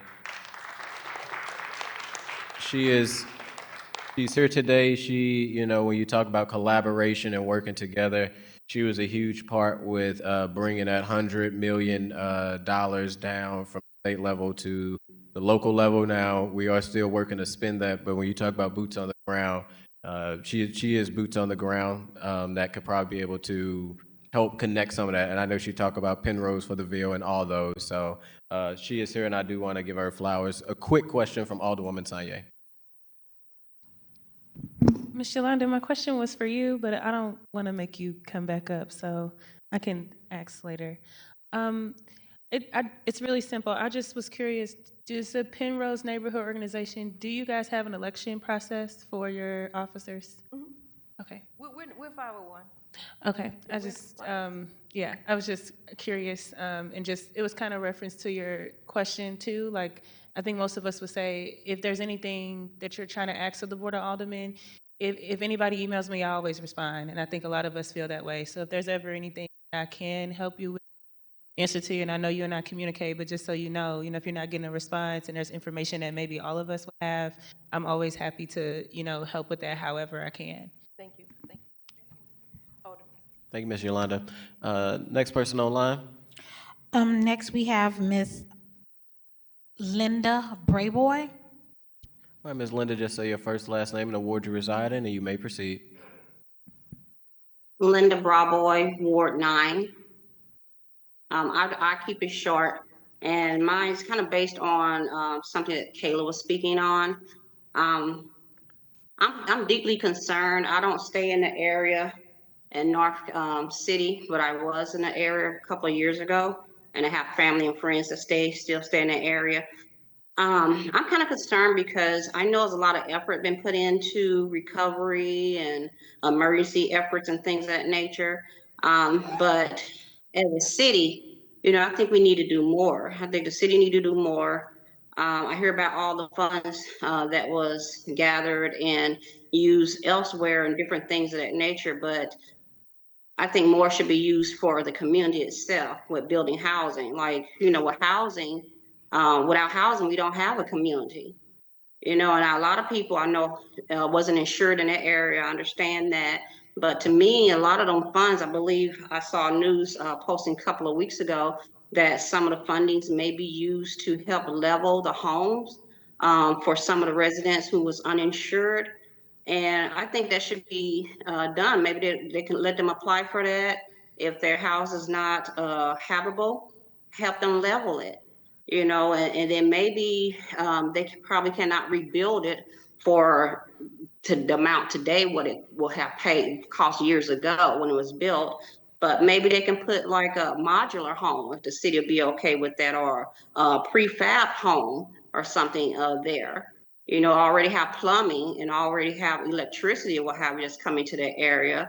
Kind of make it like the Grove, like they've done the Grove. Someone, if they had a two-story building and the second floor is gone, maybe they just got the first floor left, and if they'll pay them to build onto that first floor, like they did in the Grove, grandfather it in with some new build things, or what have, make it a first floors. A lot of people got backyards, maybe they'll lose some of their backyard, but that's a house for someone. A lot of people don't want to move out the area, and I think a lot of the funds can be used towards just find the people, let them sign up.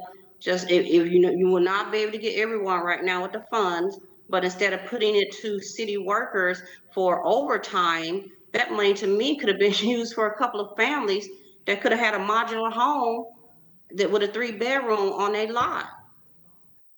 I mean, I'm just a community leader in the area, but I'm in the Central West End, and every day I look out my window and I see multitudes of people that look like me that didn't used to be in the area as much. Well, they used to be in the area, of course they're in the area, but walking with bags, babies and strollers with book bags. And I look at them, I say, these are my people from the North City, I'm thinking, or what have you.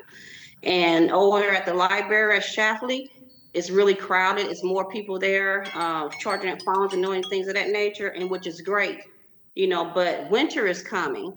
And like Kayla said, people's moving, I believe that's Kayla, moving out the community, going into other populations in other states. I'm afraid we're not just going to be losing people to moving to different populations so they can get a apartment or a house or something of that nature. I think we're going to start losing people. Winter is coming. People out here with children. Those vouchers going to only last those hotels so long, and we're going to have more homeless on the street. We're going to have, I'm afraid that more people going to be dying frozen on the street because of this. We need to do something, and we need to do something fast. I don't know why they would not give us FEMA trailers. It's asinine to me.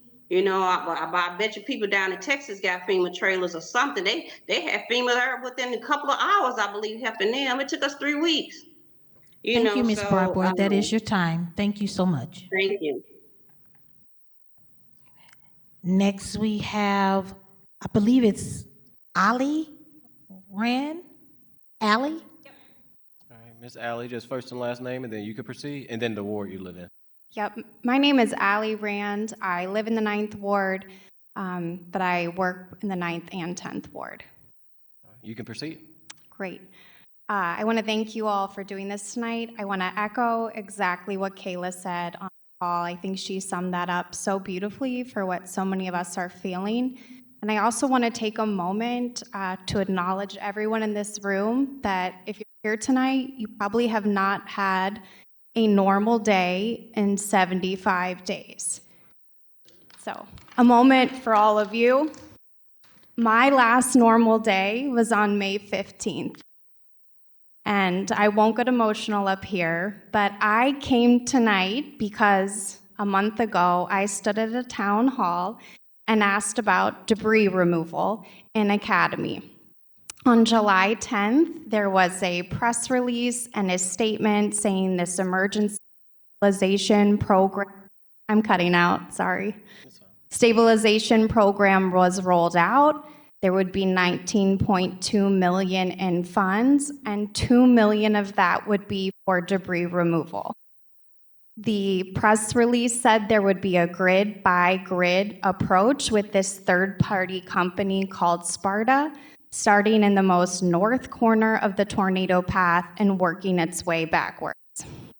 I have been with this team here on the street for 73 days, and we have never seen any debris removal. Nothing happened post that July 10th announcement. We go every day and we work tirelessly to help the people, help our neighbors, help these residents, but we cannot bring children home. We cannot bring families home until this debris is cleaned out. So my ask is that if we have press releases and this emergency stabilization created, cutting out again, that they can be utilized. And I'm very confused as to why in the presentation tonight, we didn't have that $2 million allotment still for debris removal. And can that be still included because $2 million was not enough? And can we be told, the boots on the ground, how to partner with the city to make this debris go away? 75 days of hazardous material is horrendous. It's third world. It's Katrina level in our own town. And it's exhausting for the people that already don't have a home to be told, you don't have a home and you're not good enough to have your trash picked up, which is a basic human service that a city should provide. So I don't want to take any more valuable time, but I would love the consideration to continue partnering with and to make the things that we are told and promised actually be fulfilled. Thank you. Next, we have Ms. Cynthia Jordan, needs to be sworn. Ms. Jordan, could you raise your right hand? You swear to tell the truth, the whole truth, and nothing but the truth? I do, Mr. Chair. All right, thank you, Ms. Jordan. You may proceed. Just state your first and last name and the ward you reside in. Minutes. Yes, sir. Thank you. Good evening, everyone, Madam President, members of the board. My name is Cynthia Jordan, and while I'm not a resident of the city of St. Louis, I was born in the city of St. Louis, and I currently live in the city of Creve Coeur. This is my home. I love my city. I love my region. And I just want to identify as a banker. So my area of expertise is Community Reinvestment Act of 1977. So basically compliance, community development would be a specialty. And the reason I'm speaking tonight is to, well, first and foremost, I've been wanting to connect with the mayor's office, specifically Mr. Julian Nix, to help.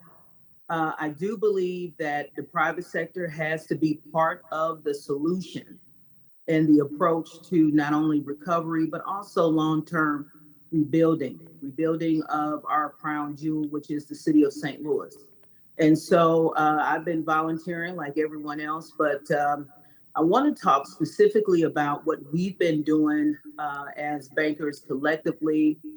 Specifically myself, I've reached out to a peer of mine, the community development specialist of the FDIC, Teresa Green. She is in Kansas City, Missouri, and she covers this region.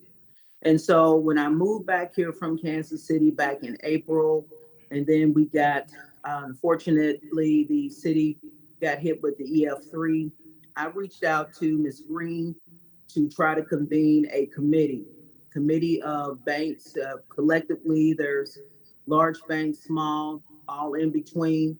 And just for the record, Mr. Chair, I do work for US Bank. Um, I got this committee going to talk about ways that we could help as an industry, those that are based here in the city of St. Louis, as well as those that have market presence here in our region. How can we engage and be part of the solution? How can we help our neighbors?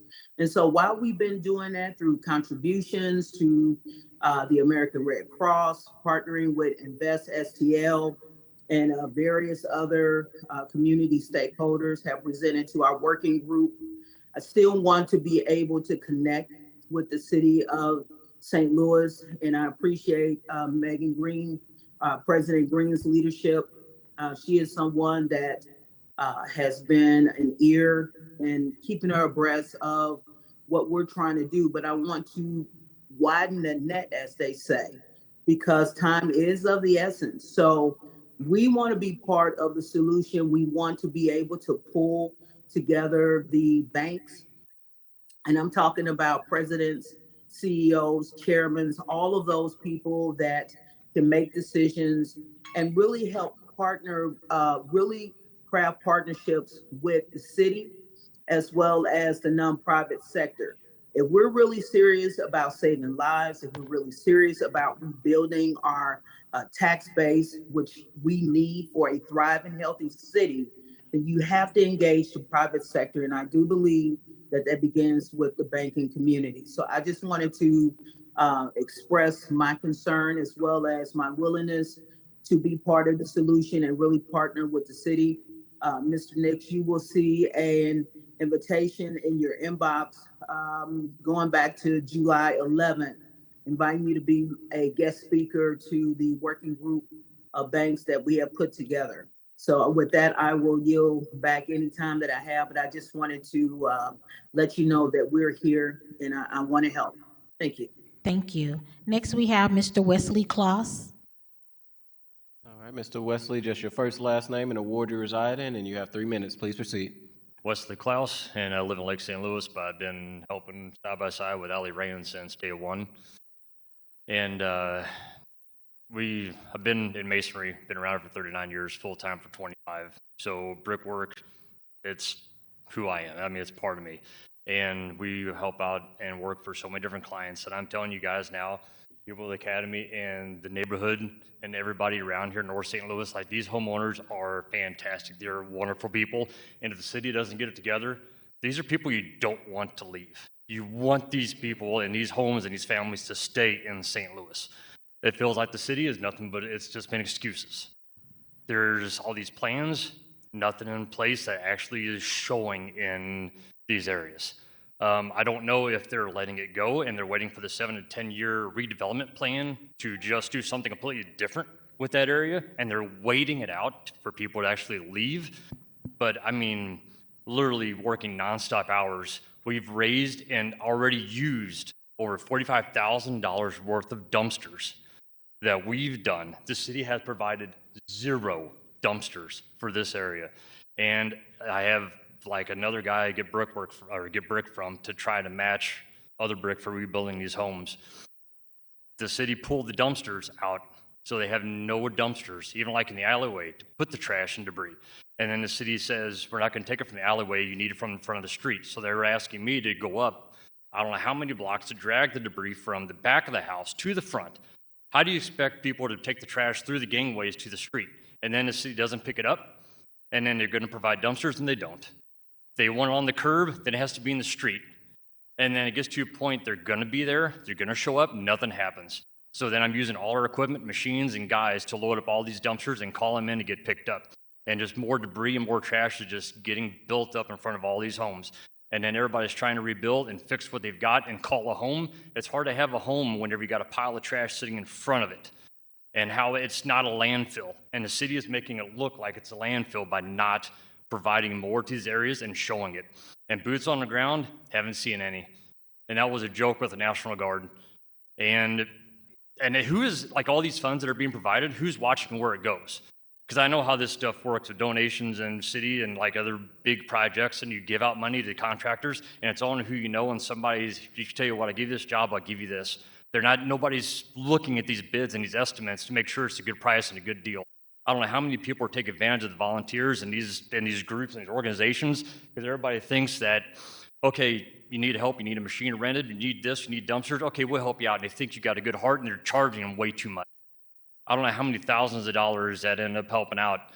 Just, I know we saved over $30,000 just from doing that part in this little bit. I can only imagine what the city would say if somebody was really paying attention to where those funds were going and making sure that it just wasn't going to whoever we're friends with, whoever. Like, it's, resource it out.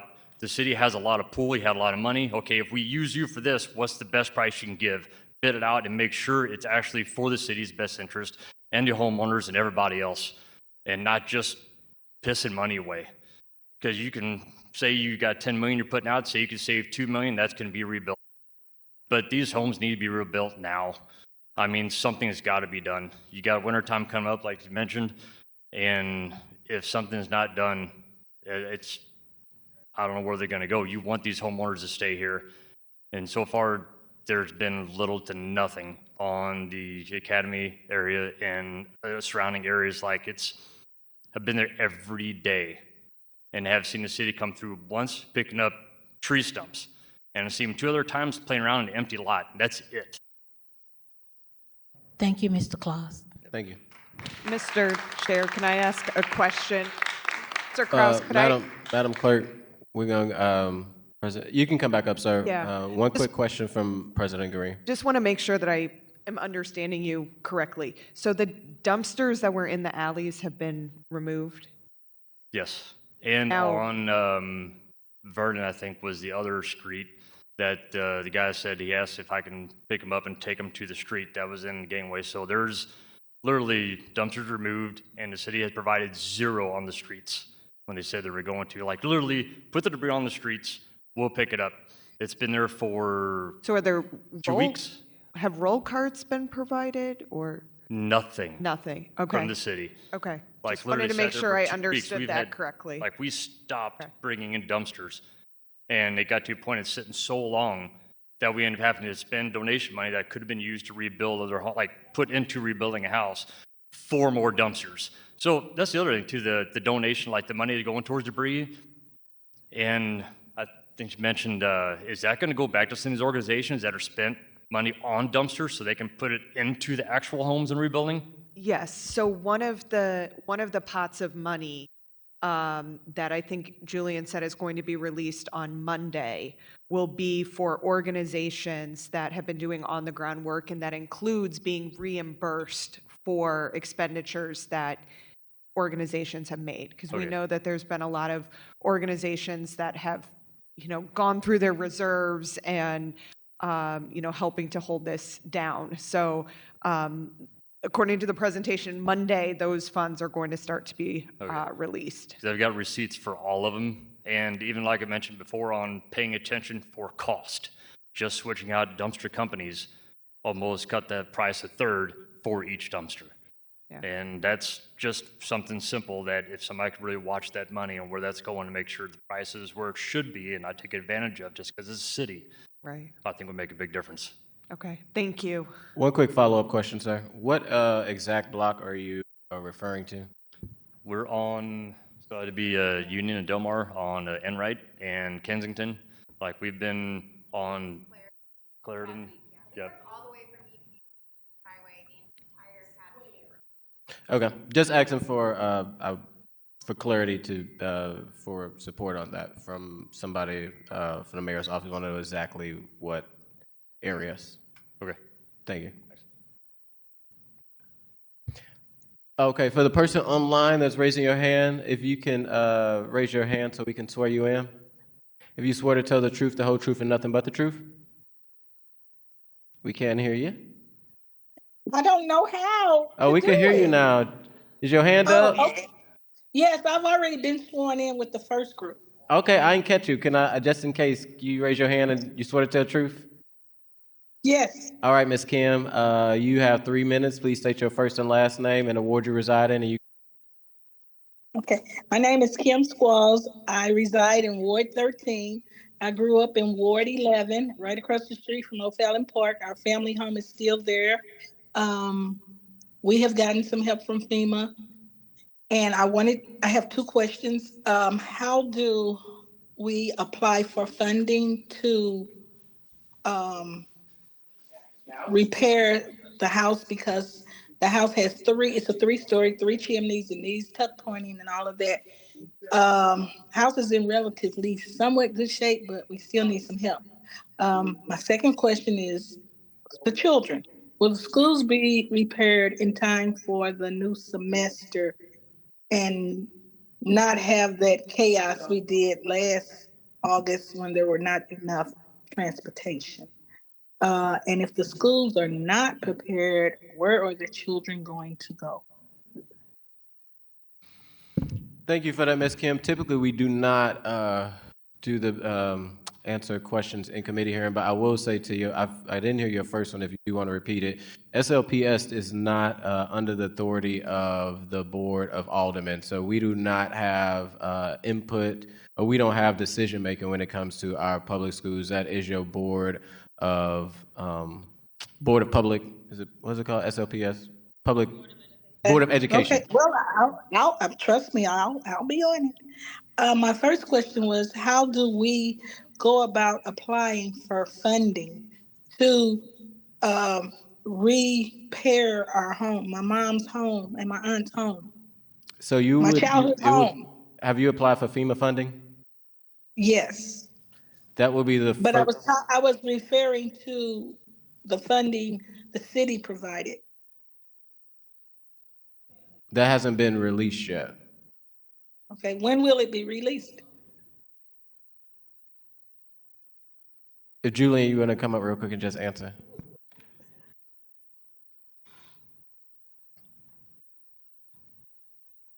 Yeah, so we're still kind of designing out that program. So there is an existing program that's run, that's the housing repair program run out of CDA with Mission St. Louis. So right now for impacted residents, they can apply to that and we'll reroute people directly into the pipeline for the program when it comes online. The exact, sorry? Yes, go ahead. Yeah, so it's that same program. I don't have that exact link in front of me, but right now the program is directly related to the tornado has not been launched yet, but that's the program that you can go and put your name in. The other way to do it, there's also an ability to put a request for emergency stabilization directly through CSB, and that'll also route you through our broader programs as well. Okay, one question for you, Mr. Nix, and I'm not being funny. I'm not being funny. It's just a suggestion. When you bring forth a proposal, have it's not going to be a solution, but solution in the sense of, okay, this is where we are and we're starting now. You understand what I'm saying?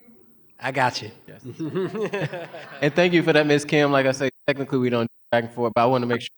Funny. I'm really not trying to be No, funny. no, you're not being funny. You totally fine. We want to also make sure you get the resources, but like I say, we don't do the ask questions to committee members, but this is an important issue, so hopefully we was able to answer that for you. And thank you for your time today.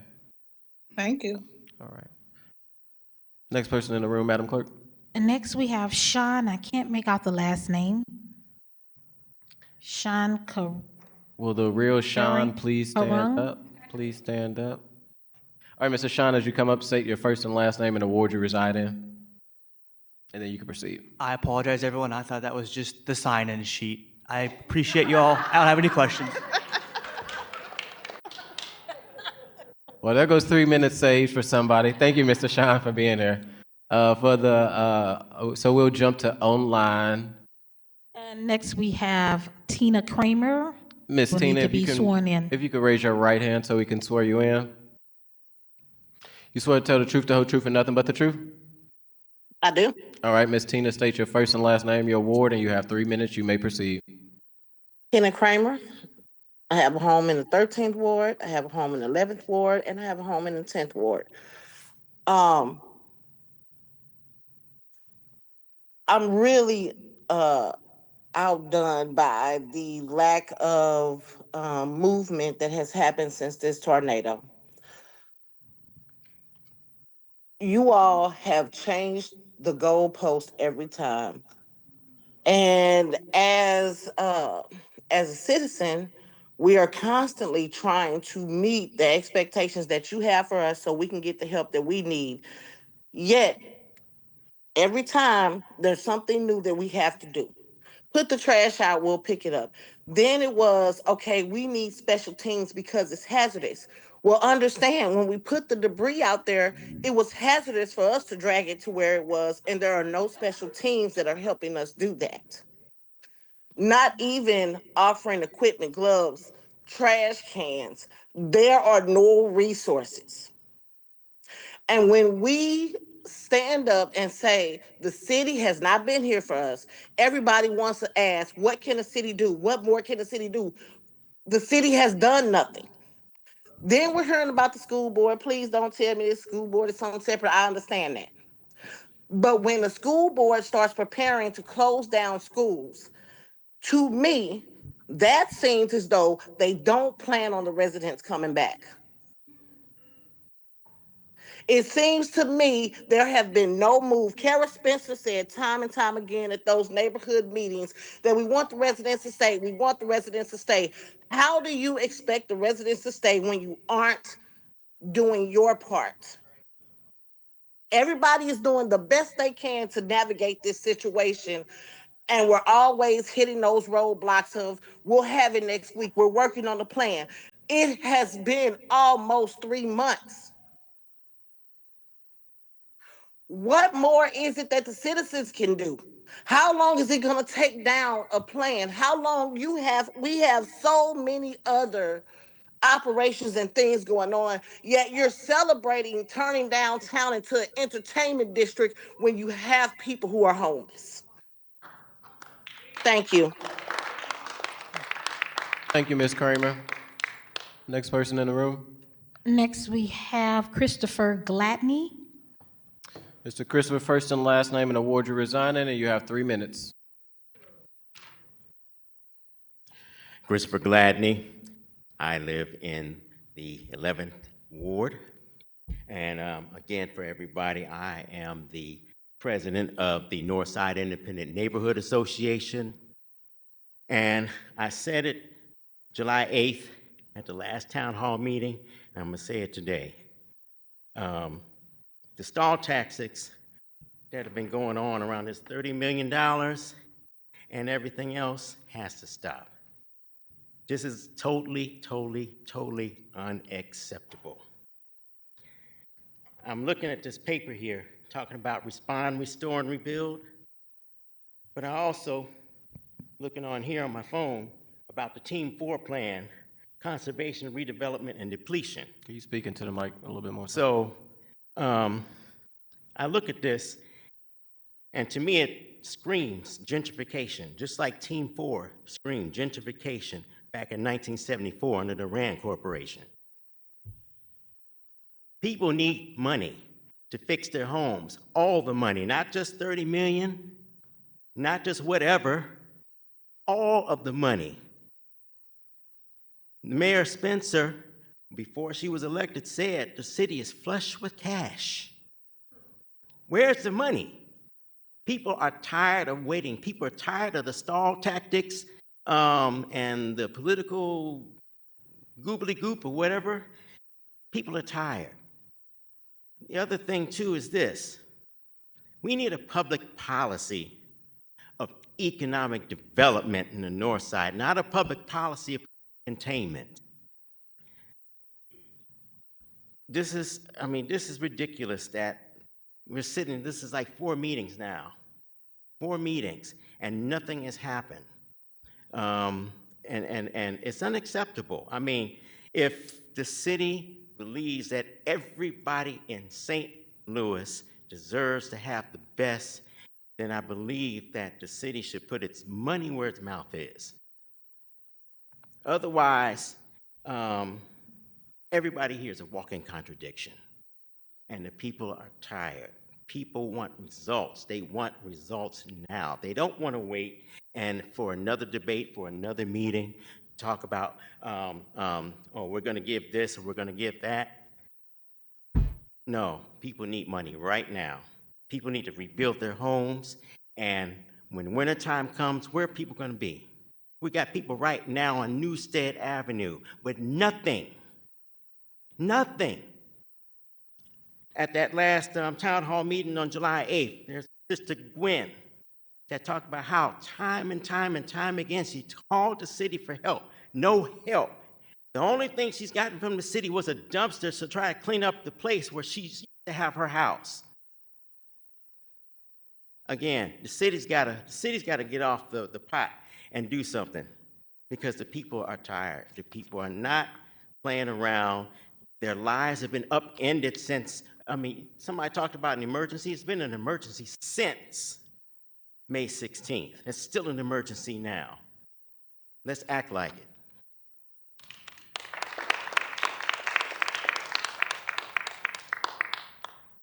Thank you. Next speaker, Madam Clerk.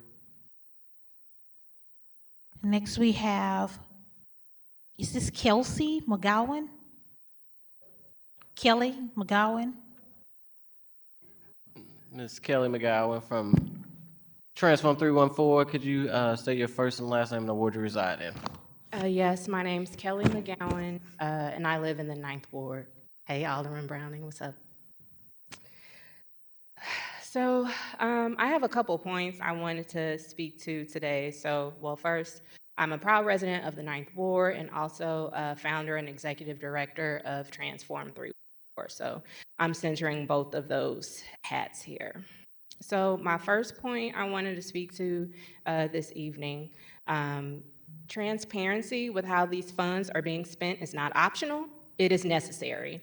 I found it a bit troubling and quite frankly unacceptable that when the question was asked about how much funding has been spent as it relates to tornado recovery, the response was somewhere between $15 and $20 million. The city can and must do better with transparency in the spending of all of these funds, especially regarding the Tornado Relief and Recovery Fund, as these funds are being expended.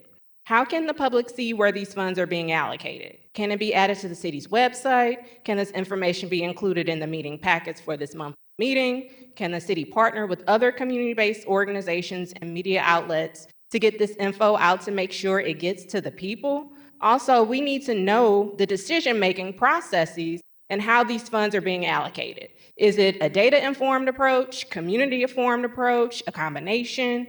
The city must improve as it relates to transparency, period.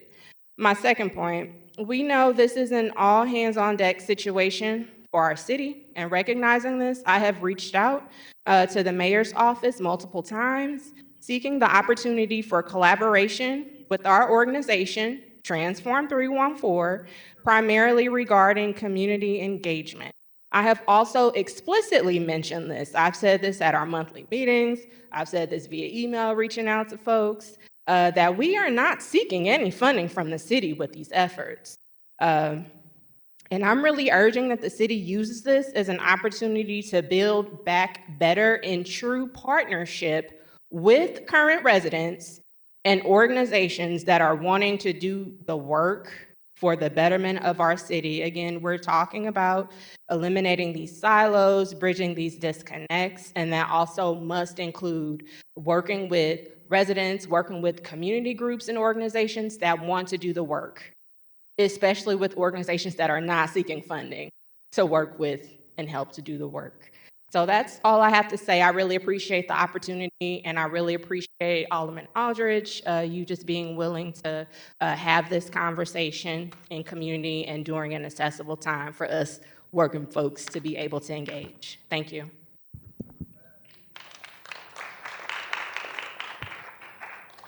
Thank you, Ms. Thank you. Next we have Demetrius Mohammed of the, is this the first ward?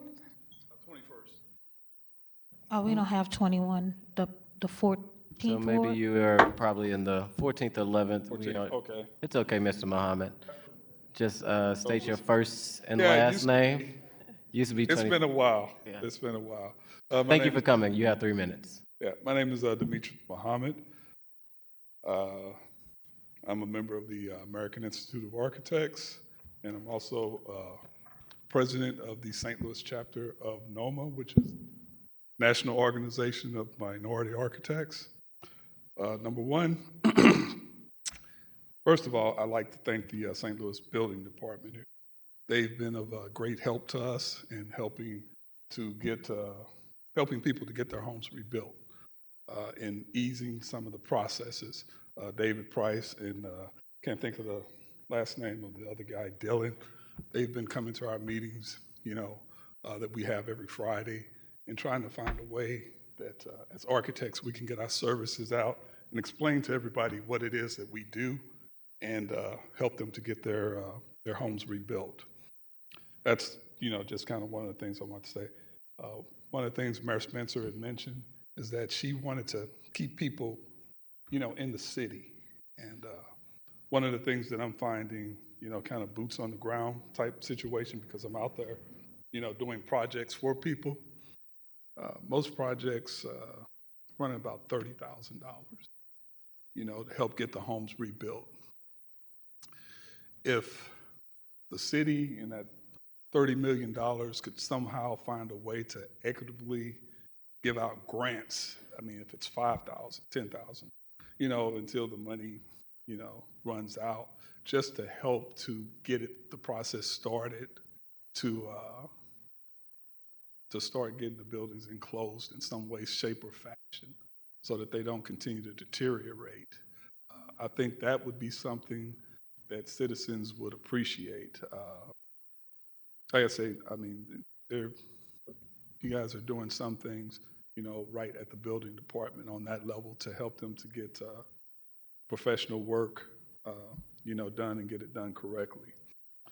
So yeah, because the winter's coming, and before we know it, it's going to be cold, and work's going to slow down. The process of people being able to do construction is going to slow down.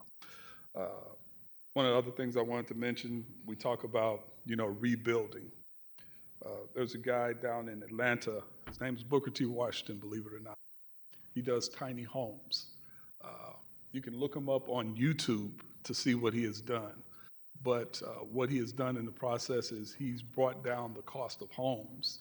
They're tiny homes, they're 1,000-foot homes, but they fit a certain demographic. And I think we have a demographic here in St. Louis that there are certain areas right now in St. Louis City between Natural Bridge and Dr. Martin Luther King that are basically kind of vacant, that could be turned into developments. I hope Cynthia Jordan is still on the phone or still online here listening here, and she gets in touch with Julian. I'm going to leave you my card, Julian. So maybe we can all get together and talk about these future developments or something like that. But Julian, one of the things you talked about, removal of barriers. I don't know if you were involved with the building department and helping that process, but that's a good thing. That kind of helped us to move some things along as a professional in some of the being able to offer my services at a discounted rate, you might say. So, but that's pretty much it. So I'm hoping that we can, move forward in the future with some of the redevelopment and looking at some different ideas that may be there for different cities, and remove some of these barriers and hopefully get some money directly to the people so that they can get some work done on their homes that will keep them. That's, if I have a home that I'm working on, that means I want to stay. Thank you, sir. Thank you. Next, we have online Madison Bucas. Bucas? Ms. Madison, can you raise your right hand, please? Do you swear to tell the truth, the whole truth, and nothing but the truth? I do. All right. Just state your first and last name, the ward you reside in, and you have 3 minutes. You may proceed. My name is Madison Bucas, and I was from Ward 10, and now I reside in Ward 8. We were displaced by the tornado, and I did want to say, I want to share the disappointment in how the responses played out, especially in the Academy neighborhood. But I also wanted to bring some attention to a very fixable issue that is making things harder for families. 2 library branches in North City had to be closed for repairs, and that's going to take several more months. And everybody in the area is being redirected to the Schlafly Library branch. And they've been so wonderful about receiving everybody. But if you go there during the day, you have to pay to park. And it's only free after a certain time, like late in the evening. And there are a lot of people that rely on the library for, you know, entertainment, air conditioning. During the summer, they do free lunches for kids. That's internet, everything. And I've reached out to them, and the library is not to blame, and they're not able to control this. The garages are run by the city. So if there's anything you can do, or even tell me how to do, I'm happy to do some work to try to facilitate that, so that library users are able to at least get validation, so that families are able to bring their kids in during the day. Because, you know, right now we're struggling with the heat, but as everybody has pointed out, in a few months, it's going to be struggling with the cold. And second, I wanted to bring up that we have a few universities in the city. You know, we have SLU, we have WashU, and there are students right now studying urban planning, social work, disaster response, and public health. We could be trying to work on partnering with the universities. They're right there. Students want to help, and rebuilding is going to take years. And there's plenty of opportunities to bring in fresh ideas and extra hands and real life learning for the students as well. So I think that would be a really great resource. And personally, I had to leave my ward, and I really hate that. I loved my neighborhood, and I really don't want to have to wait 7 to 10 years to come back. I want more for my neighbors. I want more for, you know, the kids who used to bike down the street. And I really hope that we're able to get things together sooner than that. Thank you. Thank you. Thank you. Next, we have,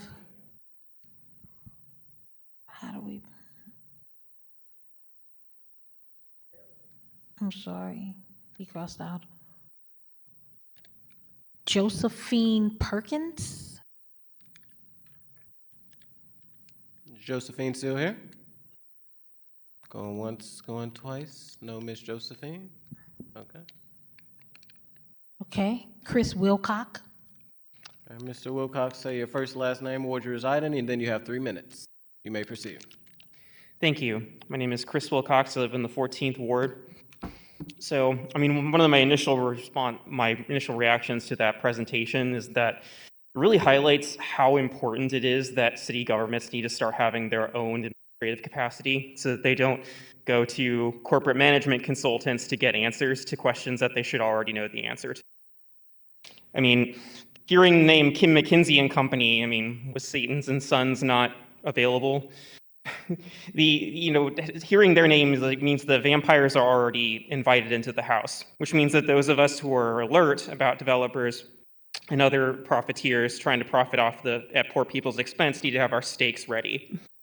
This is a demonstration of what the city needs to have to be able to answer these questions themselves, and if it's ever going to make policy in the general public interest. And we didn't have to wait for examples, because like in some neighborhoods in the affected area in North City, like every neighborhood, or the neighborhoods have a charter school advertisement sign posted on every block. They were everywhere, including on in front of statues and memorials, things like that. So, one thing about immediately after the tornado hit, the best work that was done in the community was for free. It was primarily volunteers. People were out, they were clearing debris, they were learning how to use chainsaws for the first time so they could help to remove trees and such from people's lawns.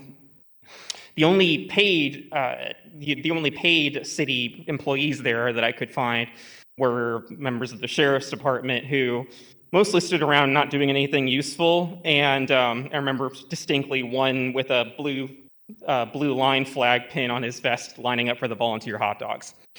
So, that's a real sign that like you shouldn't be going to the people with the money for the advice. You should be going to people who actually live there, who are actually affected. I guarantee you're going to get better advice. I guarantee you're going to get a better direction than, firms like McKinsey and Company, who, as a reminder, was the firm that advised Purdue Pharma on how to maximize their profits from oxycodone to help cause the opioid crisis. So this is who we're dealing with. We should be able to, we need to look out for particularly the most vulnerable people in our community. Not one person should be displaced for profit. That's going to require being most attentive to the people who are the most vulnerable. Also, the management consultants are not going to tell you about genuinely transformative interventions like community land trusts. The city could use its power to acquire land and make it affordable in perpetuity. And not just like the same old LIHTC project that expires in a few years. So there's a genuine opportunity to make people's lives the way they should have been decades ago if they had the proper city support. And I'm really worried because usually what happens is that corporations will swoop in, benefit from people's misfortune, and we're talking about Katrina. That's exactly what happened. There's not a single public school in New Orleans because they used the opportunity to destroy the whole system. So those are one of the things I'm concerned about with the recovery.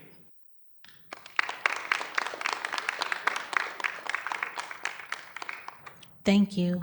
Next, we have Tamara Williams. Ms. Tamara, if you... Oh, online. Hey, how are you guys? Hey, Ms. Tamara, can you turn your camera on, please? Okay. Just a second.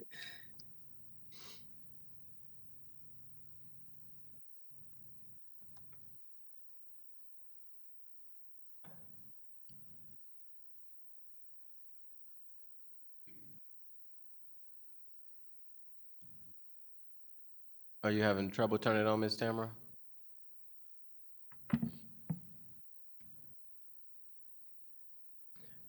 All right, what we're gonna do to just keep things moving, if Ms. Tamara, if you could work on your camera, we'll come right back to you after the person in the room get done speaking.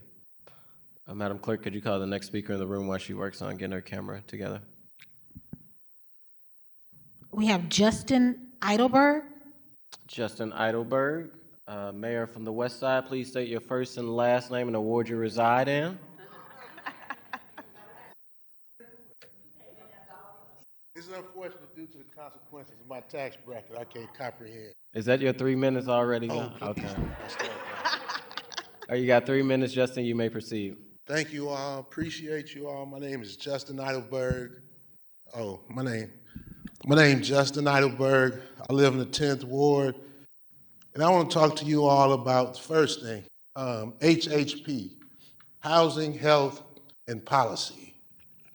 Thinking about what I've learned from you all over the last 8 to 10 years, you all have a lot of innovative strategies for housing inside of you. And I ask you all, how do we capitalize off of the opportunity that is here now for us to create the type of innovative housing that you all and many people in this room have asked for?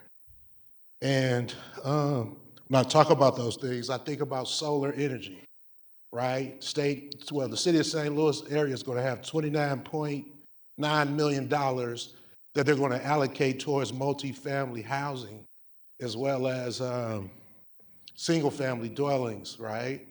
The city has their own allocation. I haven't seen that information and how much money they have on that. But like, how do we do these things? And thinking about that, and also looking at you all's nice charter, and about looking at the declaration of the state of emergency, I would like to know what things outside of permits can be fast-tracked to help with development. Because in the city's policy that was published for the declaration of a disaster, and looking up more into the city charter, it talks about things can be fast-tracked and how and what would that look like. from a health focus, I would like to know, and if, I probably won't get an answer right now, or Mr. Nix, can you give me an answer? I would like to know, when will the housing cleanup be? Nothing against nice people who's lost their homes, but I'm looking at it from a health aspect. There's a lot of asbestos, mold, a lot of things that were building materials in the late 18th century and 19th century that's blowing around in communities where we already have respiratory issues. And after talking with professionals, what are we going to do when they have to start tearing these houses down? Right? If you got 5 houses on one street you have to tear down, that's a lot of stuff blowing in the air. So if you're a senior or youth or a mother, where are you going to be at from the hours of 9 to 5? When I watched Mr. Nix's presentation, that's what it made me think about. When we start this cleanup, there has to be somewhere for people to go from the hours of 9 to 5 if they're having demolition happening on their street in a massive way.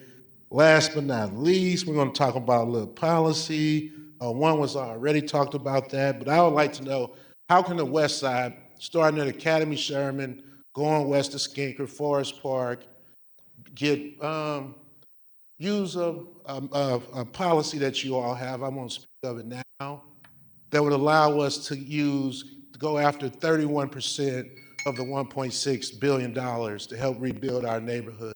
Because in their neighborhood alone, to rebuild a 3,000 square foot house with those bricks is $1,000 a square feet. And they live in a historic district. So thank y'all. I didn't think this time was gonna go that fast. Appreciate y'all again. Thank you, Thank Mr. you. Justin. Thank y'all. Ms. Tamara Williams. Hello, how are you guys? Good, Ms. Williams. If you can raise your right hand, please, so we can swear you in. You swear to tell the truth, the whole truth, and nothing but the truth? Yes. All right, please proceed. Just state your first, last name, ward you reside in, and you have 3 minutes.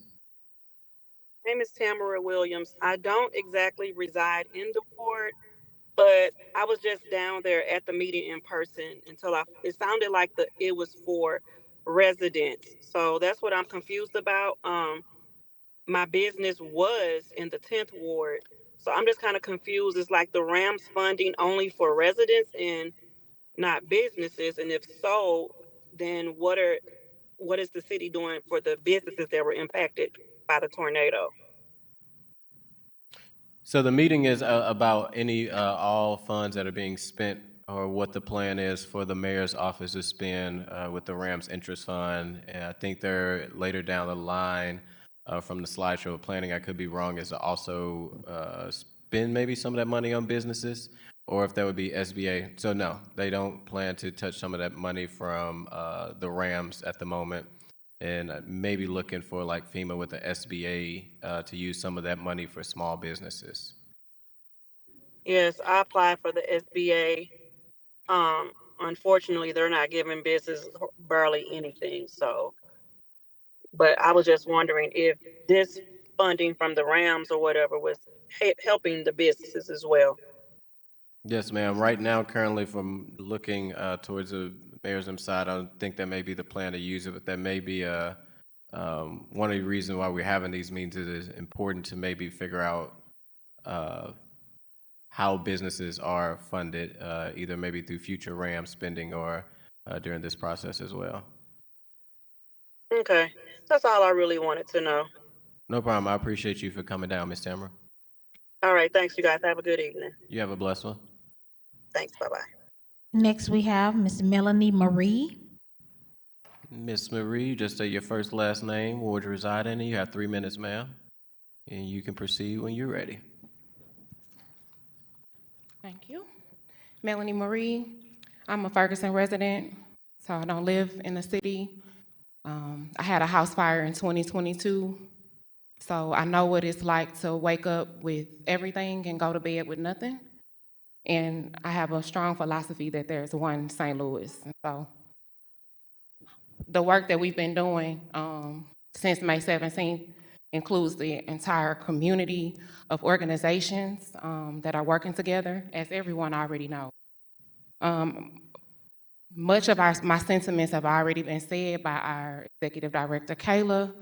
but I wanted some clarity on a couple of things. We had a meeting Tuesday that included an ecosystem of us who are operating hubs and providing resources.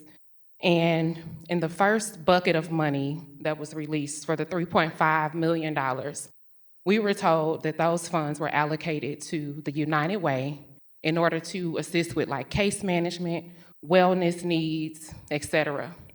However, in the memo that Mr. Nix sent out on the 17th, it indicated that that bucket of money was to be divided amongst various organizations to continue that work.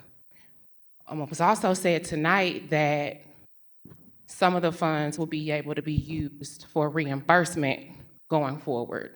However, on that call, we were told that there would be no reimbursement for organizations.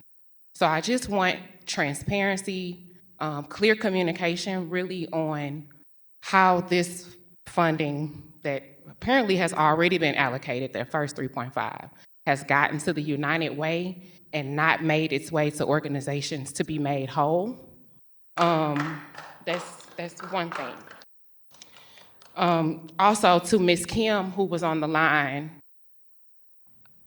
there is funding that is available outside of FEMA and outside of the Red Cross through the Northside Resilience Fund.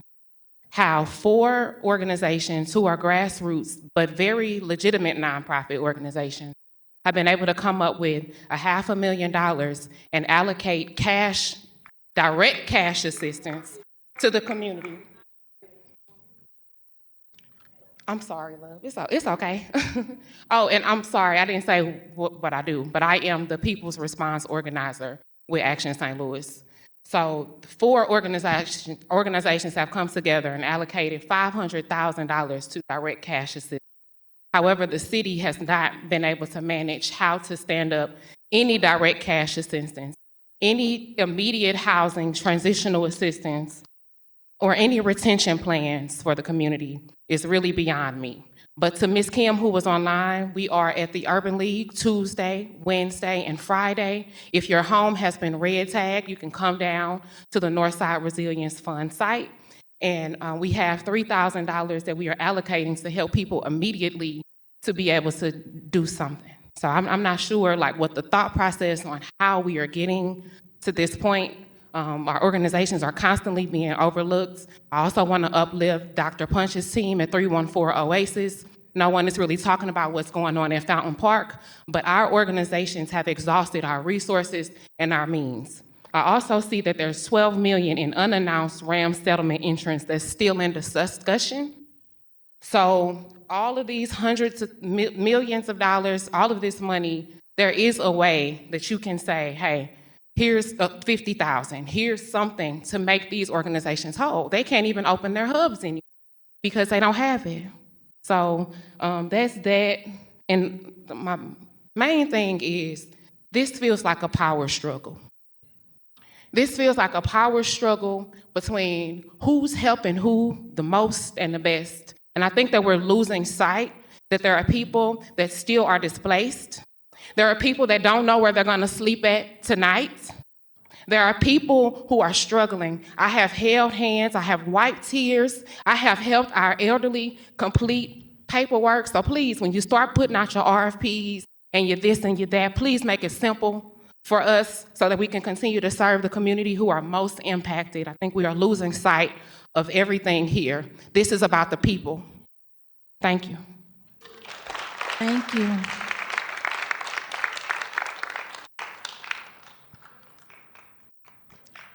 Next, we have Darcella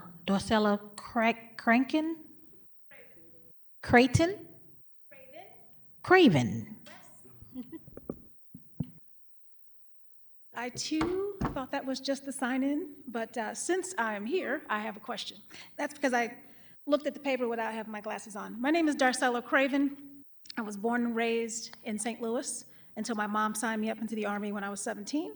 I left for the Army. When I came back, I lived in St. Louis and raised my 2 children for 22 years in Ward 9. So I love the city of St. Louis. I was a member of Metropolis.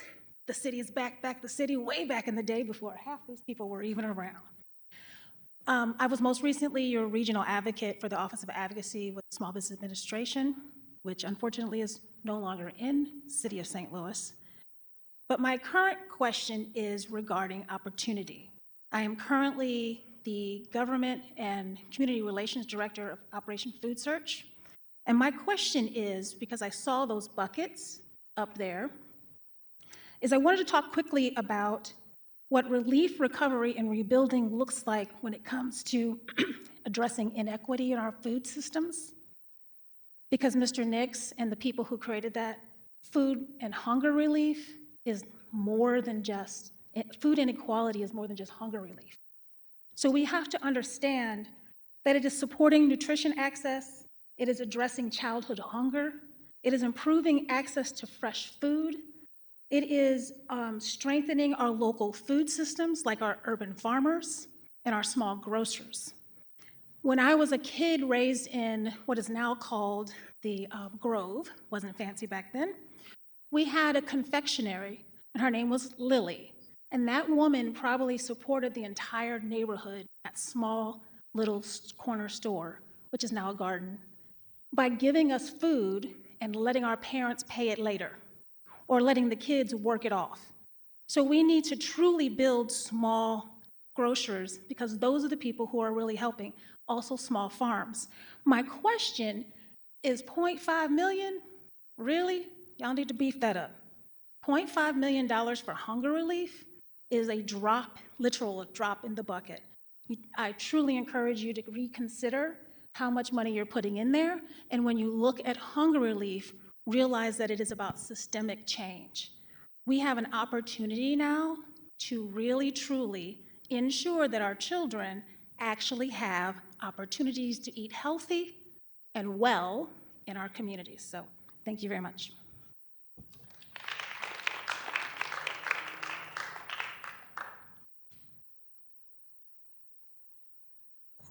Okay. We have Julia Allen.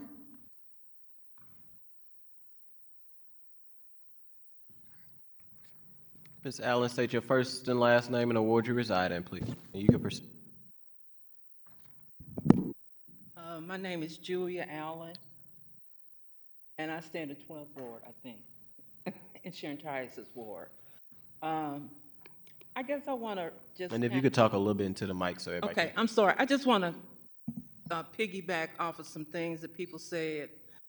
I think we do forget the people who really have been affected by this tornado.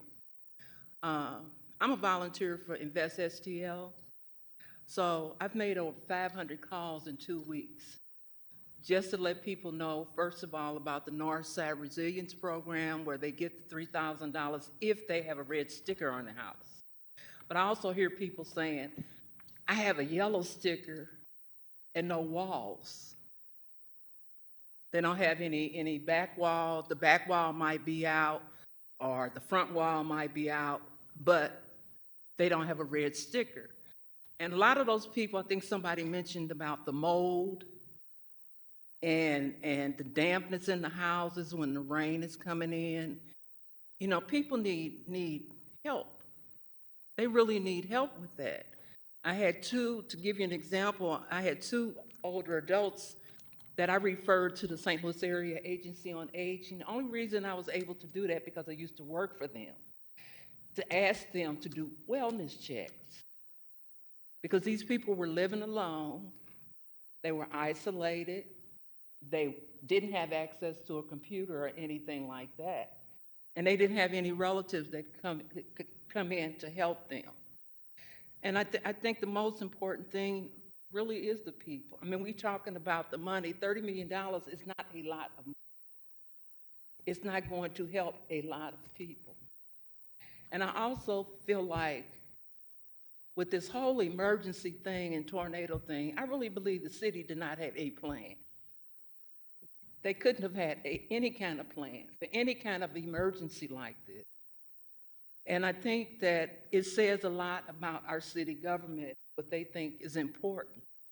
One of the things that we are doing, because we're in the process of doing our neighborhood plan, we're including emergency preparedness.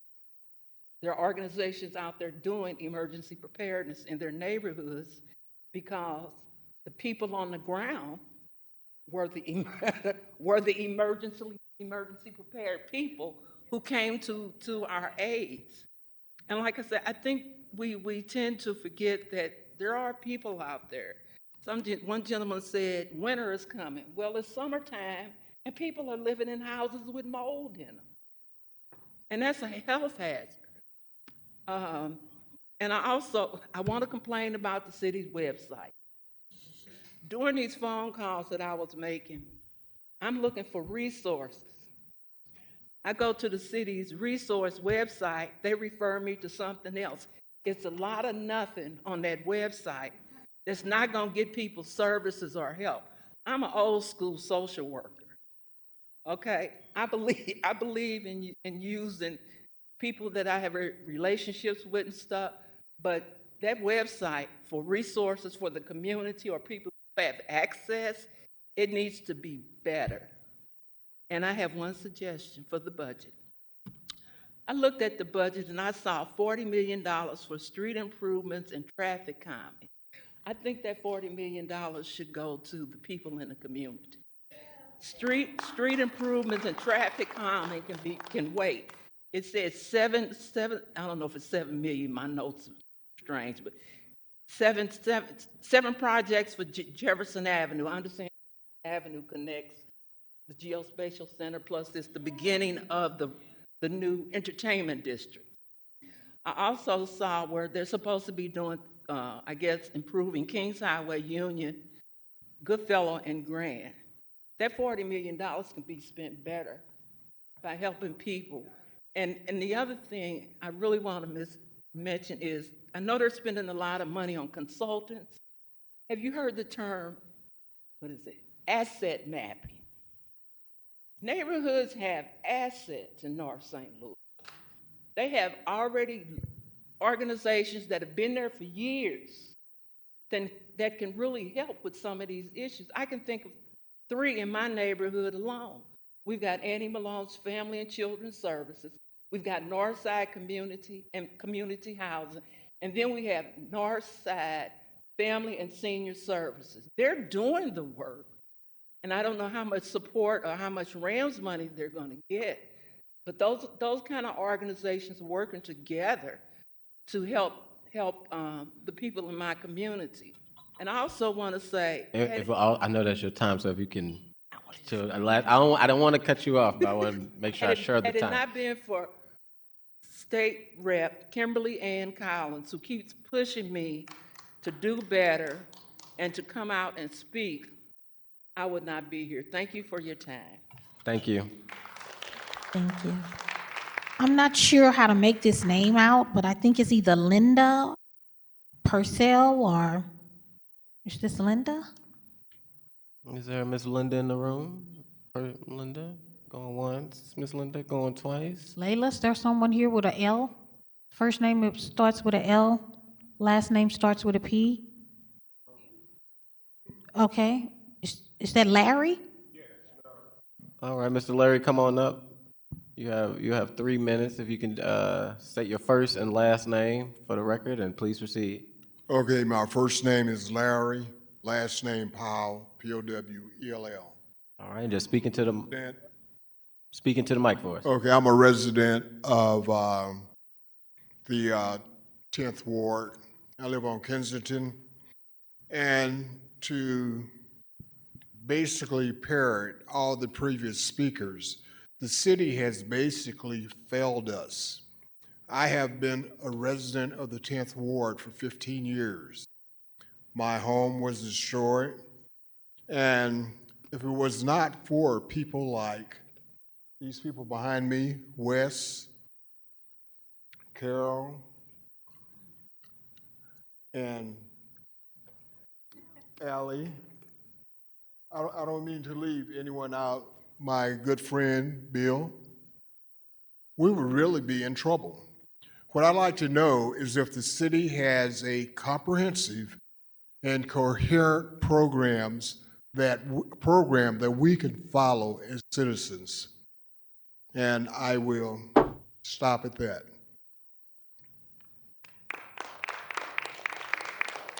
Thank you.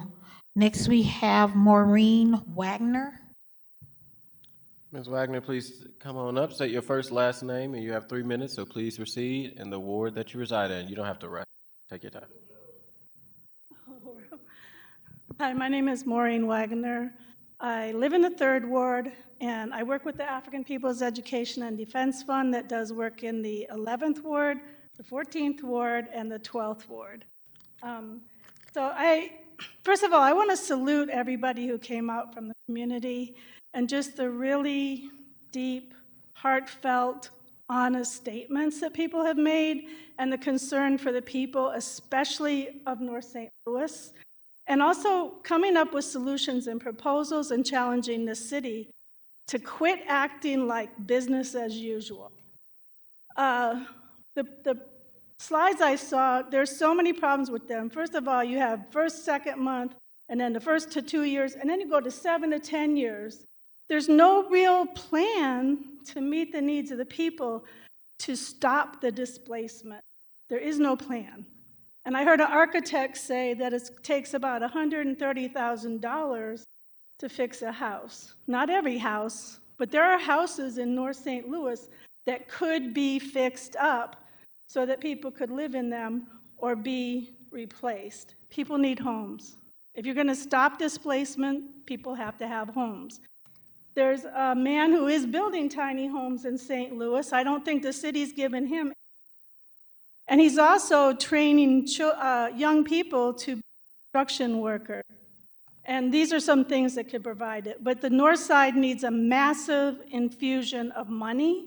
It needed that before the tornado, and it needs it now. We know that there's still $250 million of the Rams money. There's still $285 million of the ARPA money left. There's still $21 million of the surplus from 2024 left. There's this $30 million. There's probably $3 million more in interest in Rams money so far, plus somebody just mentioned the regular city budget. And it's not enough to say something's going to happen in 2 months or even the end of September. I mean, I know people in this room who do not have homes, and something has to be done about it and has to be taken seriously, even if there's meetings all night, all week, looking at those again in a way that comes up with a real solution. Several people have spoken to that. Also, several people have spoken to the fact that the United Way gets some money, Red Cross gets some money, but our organization, as well as all these organizations here, have had boots on the ground and are committed to continuing that. And the money needs to go to the small nonprofits. Thank you. Thank you. Next, we have Bill Atkins.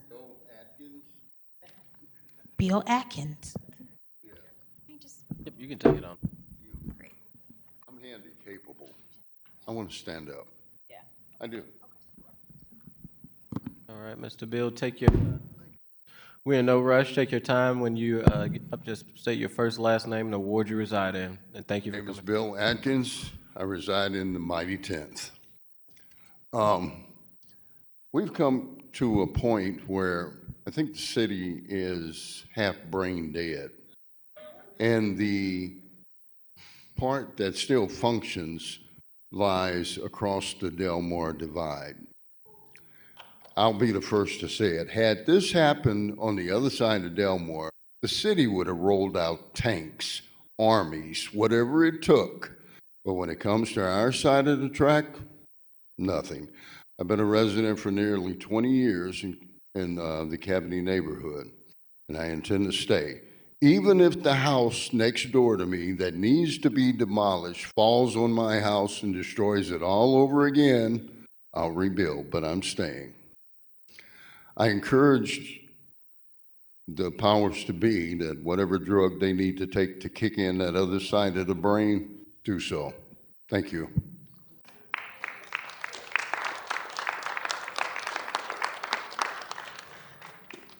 Thank you. Next, we have Precious Jones.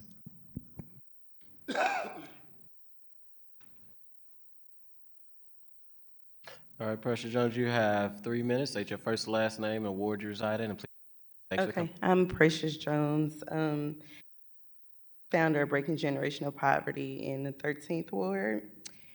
And let's see. So I had to write this down so I remember. But Breaking Generational Poverty Foundation is a volunteer-based not-for-profit organization that focuses on youth development, gun violence prevention, gang prevention, and de-escalation. However, we have been boots on the ground, volunteering our time, personal funds, and resources to help our community members. And for 3 weeks straight, BGP has organized a cleanup for Ms. Gwen alongside of other small or grassroots. So we've helped Ms. Gwen to secure dumpsters. We would like to thank them sure that she did get those dumpsters. We would like to thank Huru for stepping up and helping us with material as well. So also, I wanted to focus on the mental space, the mental health of our youth. We focus on the parts of the tornado and the non-housing part, but our youth also are, this is a very traumatic space for them and state for them. Gun violence is still at an all-time high. Crime is still at an all-time high. I do feel like the 30 million needs to be released immediately so that our youth have homes to go to and not stressed out about not having a home, wondering where their next meal is gonna come from, what are they gonna eat, where are they gonna live, just too much for our youth to be worried about. And I do think that we need to also take some of those Rams Settlement and allocate those funds to grassroots that's actually on the ground doing the work. And when I say on the ground doing the work, also focusing on gun violence. We still have shootings, we still have homicides that's going up, and that's not really being talked about as much because everything is about the tornado. And I understand that that is a huge part, but also we have to think about the schools that's closing too, and merging these neighborhoods together with systematic issues that these kids are in different areas with beef. So when you take them from their areas, nobody has really worked on de-escalating these traumatic issues or really worked on de-escalating these beefs, and now you want to put all these neighborhoods into one school. Who's looking at the homicides that's probably going to go up? Who's looking at the crime rate that's probably about to be off the chain? Like, this is really bad for our community. So I really want to say that I think some of the Rams funds should be allocated toward our youth development, put our youth development at the top as well, because now we are messing with our youth education. We are messing with their homes. It's just so much that they are going through and that they're exposing, and their kids. And they should be able to come home, and they should be able to come to a nice home, a nice neighborhood, and they schools should not be closing. Like, they are scared because they know when they step into these schools, where's the safety? Who's gonna stop this gang from getting into it with this gang? And nowadays, these kids don't fight, they shoot. So please allocate some of these Rams funds to organizations such as BGP and other ones that's doing the work, and do not keep allocating the same funds to the same organizations, because what they submitting is not adding up to the homicide numbers that we seeing go up. And that's all. Thank you. Thank you, Ms. Jones. Next, we have Ms. Paula Vickers.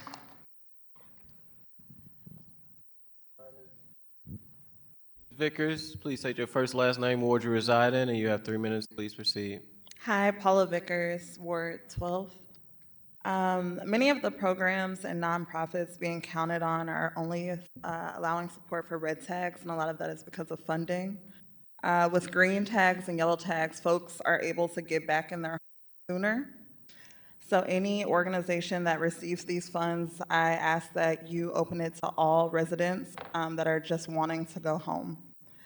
Families need to be somewhere before school starts, and so many of the families in my neighborhood have very petty repairs or very small repairs, but they have no funds to do so. And when you get a green tag, you don't qualify for any assistance. Please consider direct cash programs from the city to include these green and yellow tags so neighbors can come home sooner. I felt safe because of my neighbors. My home is ready, but I don't feel safe to take my children back there yet. Also, I don't feel good as a mom to drive them through my neighborhood as it looks because I think I'm one of like the only 2 homes standing. When school starts in 3 weeks, I'll be driving from the county where I have to stay now to the city because I don't want to switch their school with the hopes that we'll be able to go home to our neighborhood within a year or so.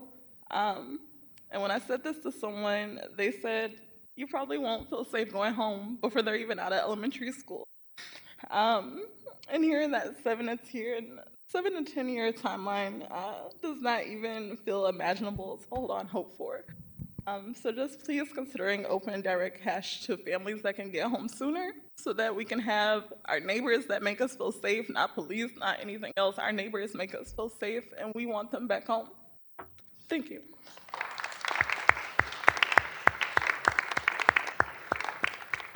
Thank you. Next we have Carol. Let me make sure this is Carol Levenhoff Bell. All right, Ms. Carol. Lemhoff Bell. Ms. Carol, just state your first and last name, the neighborhood, and you have to. Sure. I'm going to swear myself in because I wasn't on the list, so I'll tell the truth. You wasn't on the list? I wasn't on the list originally, so I don't know if I have to officially raise my hand. Did you just sign up? A little while ago. Okay. So I promise I'll tell the Are truth. you Carol? I'm Carol. Last name? Lenhoff Bell. I live in the 10th Ward. Okay. Just do you swear to tell the truth, the whole truth, and nothing but the truth? I do. Please proceed. You have 3 minutes. Okay. 3 points tonight. One is to start by thanking Mr. Nix for stepping into this role. It's not a role I know many people would want to take, and it's been my experience that you are listening and acting in the interest of city residents based on some of the things you are telling me you're going to start. So thank you. The second thing I'll say is a city employee told me that the city is doing what FEMA normally would have done. And as a result, the community is having to do what the city is doing, or what the city normally would have done. So I'd like to echo Miss, I think it was Yvonne, when she said to include the neighborhood associations in the work, include the grassroots grounds that are doing the work. The last thing I wanted to say is that Mayor Spencer's promise to retain current residents is something that I am committed to as well. It's why our grassroots organization has been on the ground since day one. When you talk about the impact of real city people, the Academy neighborhood has military veterans, retired city firefighters, city teachers, multi-generational families living together, families with multiple homes all in the same neighborhood. You have moms who've also chosen to use child daycare that's also in our neighborhoods. These are people completely and totally committed to the city. And we ask that you do the same for them. Commit to them like they have committed to you. Thank you. Next, we have Mr. Darrell Crumpton from the First Ward. All right, Mr. Darrell, state your first and last name and the ward you reside in Ward 1, and then you have 3 minutes. Please proceed. Darrell Crumpton, reside in Ward, the First Ward. Please talk into the microphone for us. Darrell Crumpton, I reside. You can take it off. You can hold it. I reside in the First Ward, and I have worked natural disasters. But speak into the mic for us. I have worked natural disasters, Katrina and Rita. And all this money, it can be easily rectified. Matter of fact, my family been to demolition. I do go along with this. There's no one ever thought about but the architect. To replace and rebuild a lot of these homes is way out of budget. But Habitat Humanity, quite sure they love to have a brand new home. FEMA was instrumental in cleaning up Louisiana, Texas, Florida, so people could see where they're going. Habitat came in and rebuilt, okay? All this Rams money, this money, that money, it seems to me the city is more interested in entertainment. We have a water pressure structure problem in the city. It's not just in North St. Louis, it's a citywide. I've been down in the court, petition, everything. And I'm gonna tell all y'all something. The mayor's office, talk to them. The board of alderman office, talk to them. Went to try to sue the city for the water pressure in the city, mainly my ward, okay? These streets, you're always gonna have problems because the water is eroding the streets, okay? So y'all putting all this money in this entertainment because if y'all go the federal building on Market Street, second floor, they got a big old mural. That corner, what the riverfront gonna look like. It's like the gentleman said before me, South, Elmore, Kings Highway, let them have a water pressure. And Anheuser-Busch had a water pressure. Blocked the streets, once been millions in revitalizing riverfront. That money could be used helping the people. For I wouldn't give no nationwide charitable organization dime, because that's gonna go to SAG for their jets. Okay? Habitat Humanity would come in here, demo a house, build a house with the help of everybody to rebuild them houses. Come on now. Preach it to the choir. My family was in demolition. 3 layers of brick. There's 40 per side. Y'all ain't got enough money to build every house, but you got enough money to tear them down, salvage bricks, get Habitat in here. They will build homes free. I've seen them do it. We'll go build her a home. She would help you. She would come and help build you a home, so forth, so forth. But I'm gonna tell all of y'all, new administration in the city, St. Louis, right? This is what I told them. Whoever fixed this water infrastructure gonna be reelected. Were they reelected? President Biden. That's what I found out. Thank you, Mr. President. No. No. See, I must be stepping on a nerve. But President Biden gave a grant to every metropolitan city in the United States for the infrastructure. I found out the one that's over St. Louis didn't do his job, you fired him. So y'all can't fill out the paperwork? So, sir, when you repair these streets. So, sir, All right. Thank you. Yeah. I appreciate you. Stepped on a nerve. Thanks for coming. Next. Next, we have Felicia McClendon. Miss Felicia, you please state your first and last name. You have 3 minutes. Please Better proceed. stop. You know my name is Felice, like Felice Navidad, and we don't have I'm time sorry, to Miss sing it. Felice. That's okay. That's okay. He knows that though. But at any rate, I want to thank you for the infrastructure we do have. We need more. That's what you're hearing. I want to thank Sis from Penrose who mentioned, she was the first person to mention the boots on the ground comment. But there are organizations and people, when you see somebody who would do the work for free, whether there's money or no money, that's who you want on your team, not somebody who already has lots of money. But that said, what I wanted to get to very quickly is we need better communication. Sis over here mentioned the website. technology too smart right now. This phone can do stuff I don't even know how it works yet, but we know we can work smarter, not harder.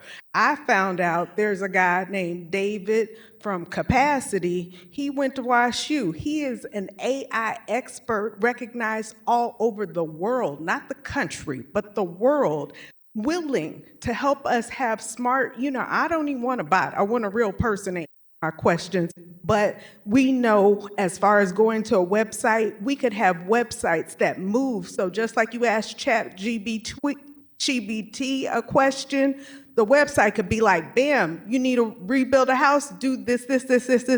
You need to do this, call this person. But that's not how our technology works because we haven't built that kind of infrastructure. But we have those kind of resources on the ground. Point number 2, vacancies. Back in October, the city of St. Louis hosted the Reclaiming Vacant Properties Conference. You don't get to host a Reclaiming Vacant Properties Conference unless you have too many vacancies. We have more vacancies than almost any place in the country. And so that means not only should we not have people who don't have homes, but we also should have businesses that could be rehoused because there are other property owners. We have a lot of business owners that are tenants in other people's property. If your property owner doesn't want to rebuild the property, guess what? You out of business. But if we have business owners that own lots of businesses, couldn't we do something to repurpose some of our vacancies so we could put some of those small business owners? Somebody mentioned the cornerstone like Miss Lily. What I'm talking about small business and the support for small business, there was a woman who called on the phone who asked about small business. When you think about supporting the small business for however many employees they have, that's how many households are impacted. So we don't think about businesses as individuals, but there's a multiplier in there. So that small business, you have somebody like Dallas from Beyond Sweet. If Beyond Sweet with her if she had 25 employees across 5 businesses, that's 25 households, probably with anywhere from 2 to 7 people in each house. And so again, the numbers could move in volumes and you could scale up the support if you were supporting small businesses. Small business is the front door to our neighborhoods. That's how the revenue gets here. That's how we drive up the economy. If we don't have small business, we're not going to have a neighborhood to come home to.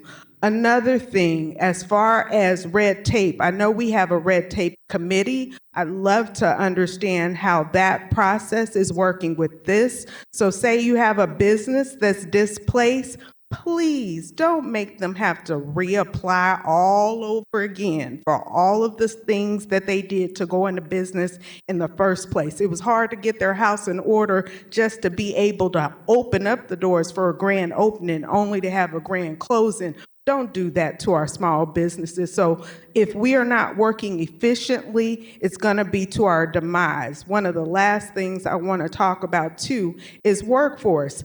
I am, and I didn't say which wards, but I'm the executive director of Delmar Main Street. I sit surrounded by 8 neighborhoods. Thank you, Academy Sherman. I was at that intersection at Delmar and Union, and every window over my head exploded, and I saw that glass shatter, just like I saw dreams shatter. But it's these people who have been on the ground cleaning up. But to go to a National Main Street of America conference and to see states like the state of Pennsylvania put people to work with their dollars. So if the city wasn't picking up trash, guess what? They gave money to the people of Academy Sherman to pick up, whatever their Pennsylvania version of Academy Sherman is.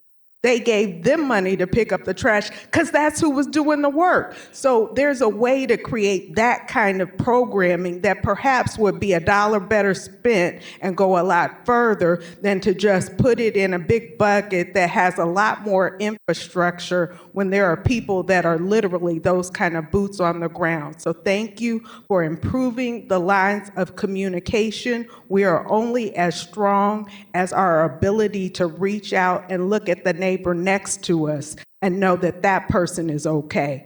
You guys are literally the Wikipedia of what a good neighbor is. Not State Farm, but people like this is one of the 8 neighborhoods that makes up Delmar Main Street, which includes 3.5 linear miles in the city. And that's 250 business, 959,000 people. That is more than 10% of St. Louis's population at this time, and we gonna lose them. We had more than 10% of the population. Don't lose it. We don't want to be the Detroit of 2012 and have to bottom all the way out to rebuild again. Rebuilding is a team sport. Tomorrow we're getting ready to give away $100,000, similar to what they mentioned with the Resilience Fund.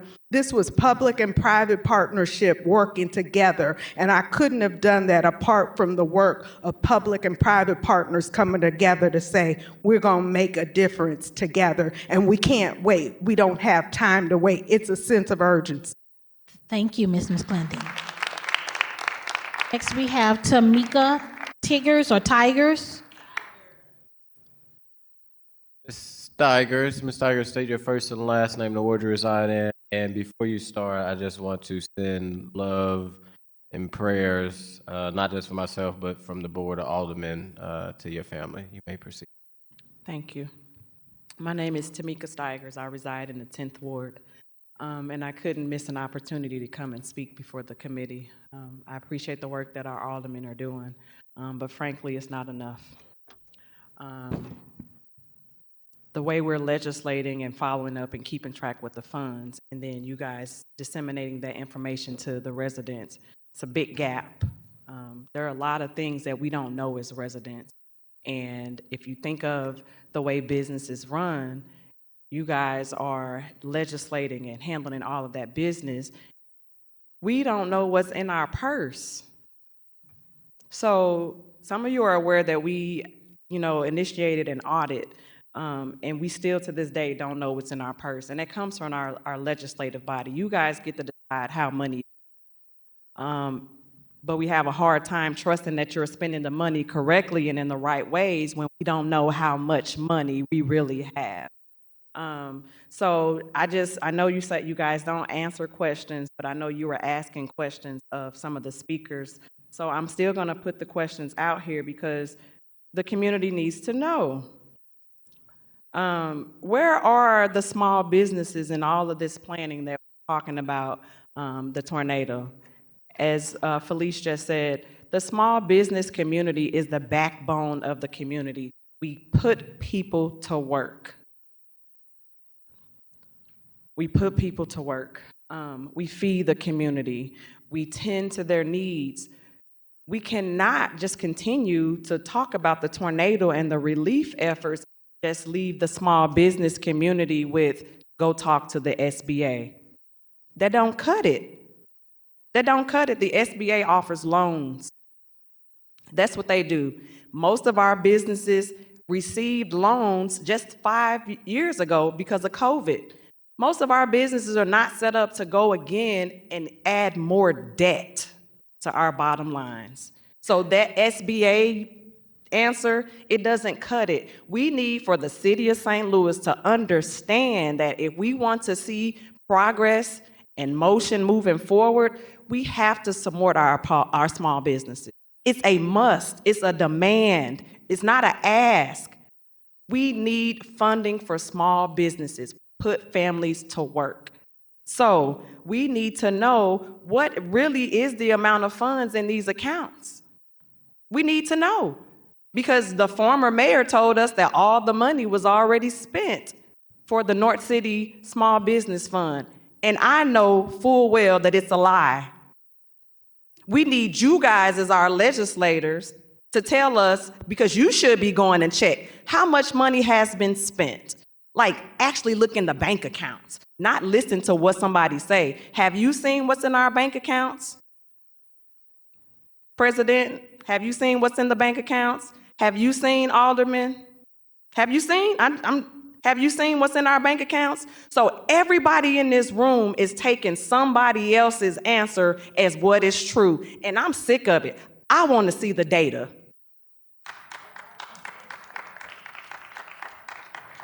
Thank you. Next, we have Shelley Johnson. Ms. Shelley, you have 3 minutes. Please state your name, first and last, and the ward you reside in, and thank you for the work that you're doing. Thank you so much, Rasheen. My name is Shelley Johnson. No problem. Just make sure you're speaking to that mic for me, Shelley. I'm on Save a Lot, and I have been on Save a Lot now for, I think it's 78 days. I want to know, what is the city's plan for communication? Because I still have people walking up to me that do not even know what the red, green, and yellow stickers are. Reason being is because there were so many press conferences and news conferences when these people didn't even have electric. Miss Shelley, I'm sorry. Could you please speak into the mic? Thank you. When these people didn't have electric. So they are still wondering, where do I go with this color sticker, that color sticker? The other thing is, a lot of information changes day to day, week to week, month to month.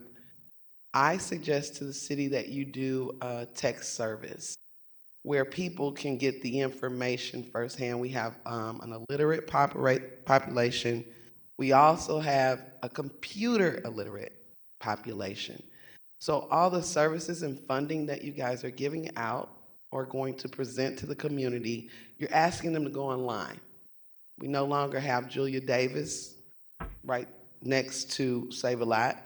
So some of these people don't even have computers. They use Julia Davis to go get help on the computer and apply for the things they needed. So now you're going to give them an opportunity to be funded for housing repair, and they don't know how to use these computers. Some people are older. These are generational homes. People need assistance. So I also would ask that maybe you consider putting Julia Davis at the top of caring about what's offered to North City. Also, I wanted to see, when you talk about business, what incentives would you give a business to replace Save a Lot if they do not return? It is a food desert there. It's very important to the people of North St. Louis that do not have food, that do not have cars. We have a high walk-up population at Save a Lot. And I just want you to consider using some of those funds to give someone, Rulers, Aldi's, or somebody else, an initiative to come back and reopen in the case that Save a Lot does not. Thank you. Thank you, Ms. Shelley. Thank you. Next, we have Reverend Jonathan Davis. I think the Reverend left. He's in my ward. Next, we have Tabitha Hunt.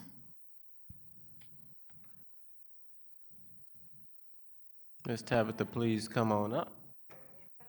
Thank you. Please state your first and last name, ward you reside in, and then you have 3 minutes. Please proceed. Okay, my name is Tabitha Hunt. Just speak a little bit into the mic so we can hear you. Okay, my name is Tabitha Hunt. I'm a resident of the 11th Ward. I want to first say thank you for the work that you guys are doing. I see all of you guys, but I don't see my alderman. I don't see her at all. She hasn't helped at all, but I see all you guys, so thank you. But my concern is the 3.7 million for grant support for nonprofits.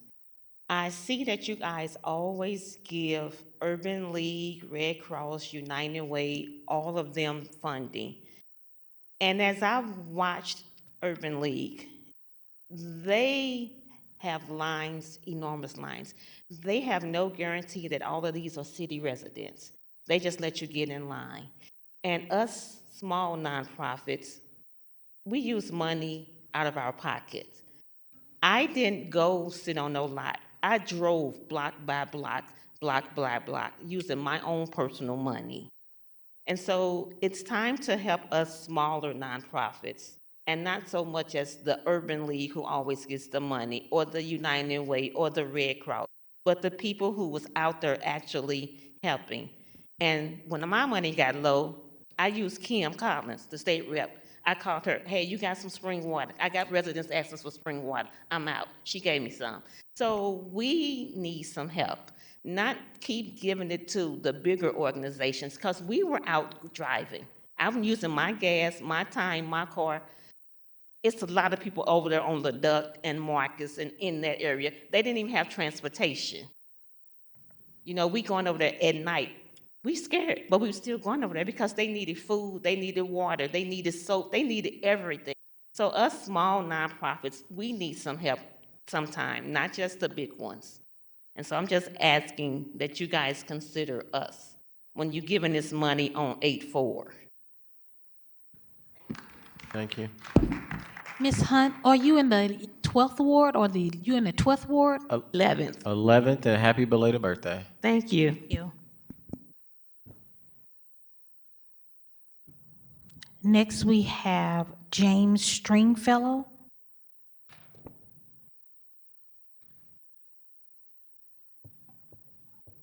Mr. James, state your first and last name. You have 3 minutes. Please proceed. My name is James Stringfellow. I'm in the 11th Ward. I appreciate you all for what you're attempting to do. I appreciate those that came to this event.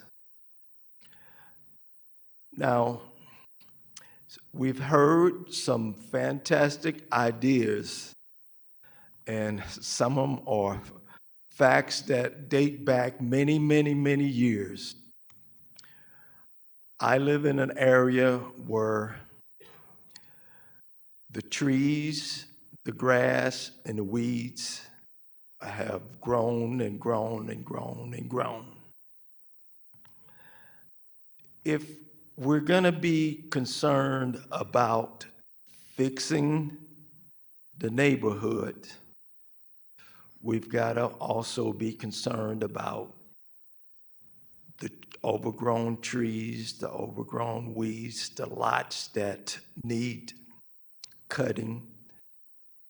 It doesn't make sense to fix a house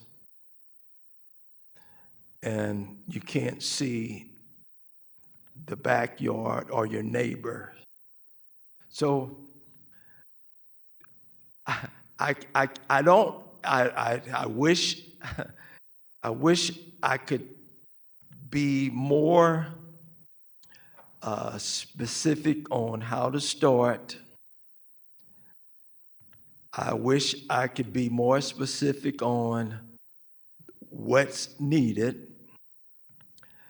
but I'm hoping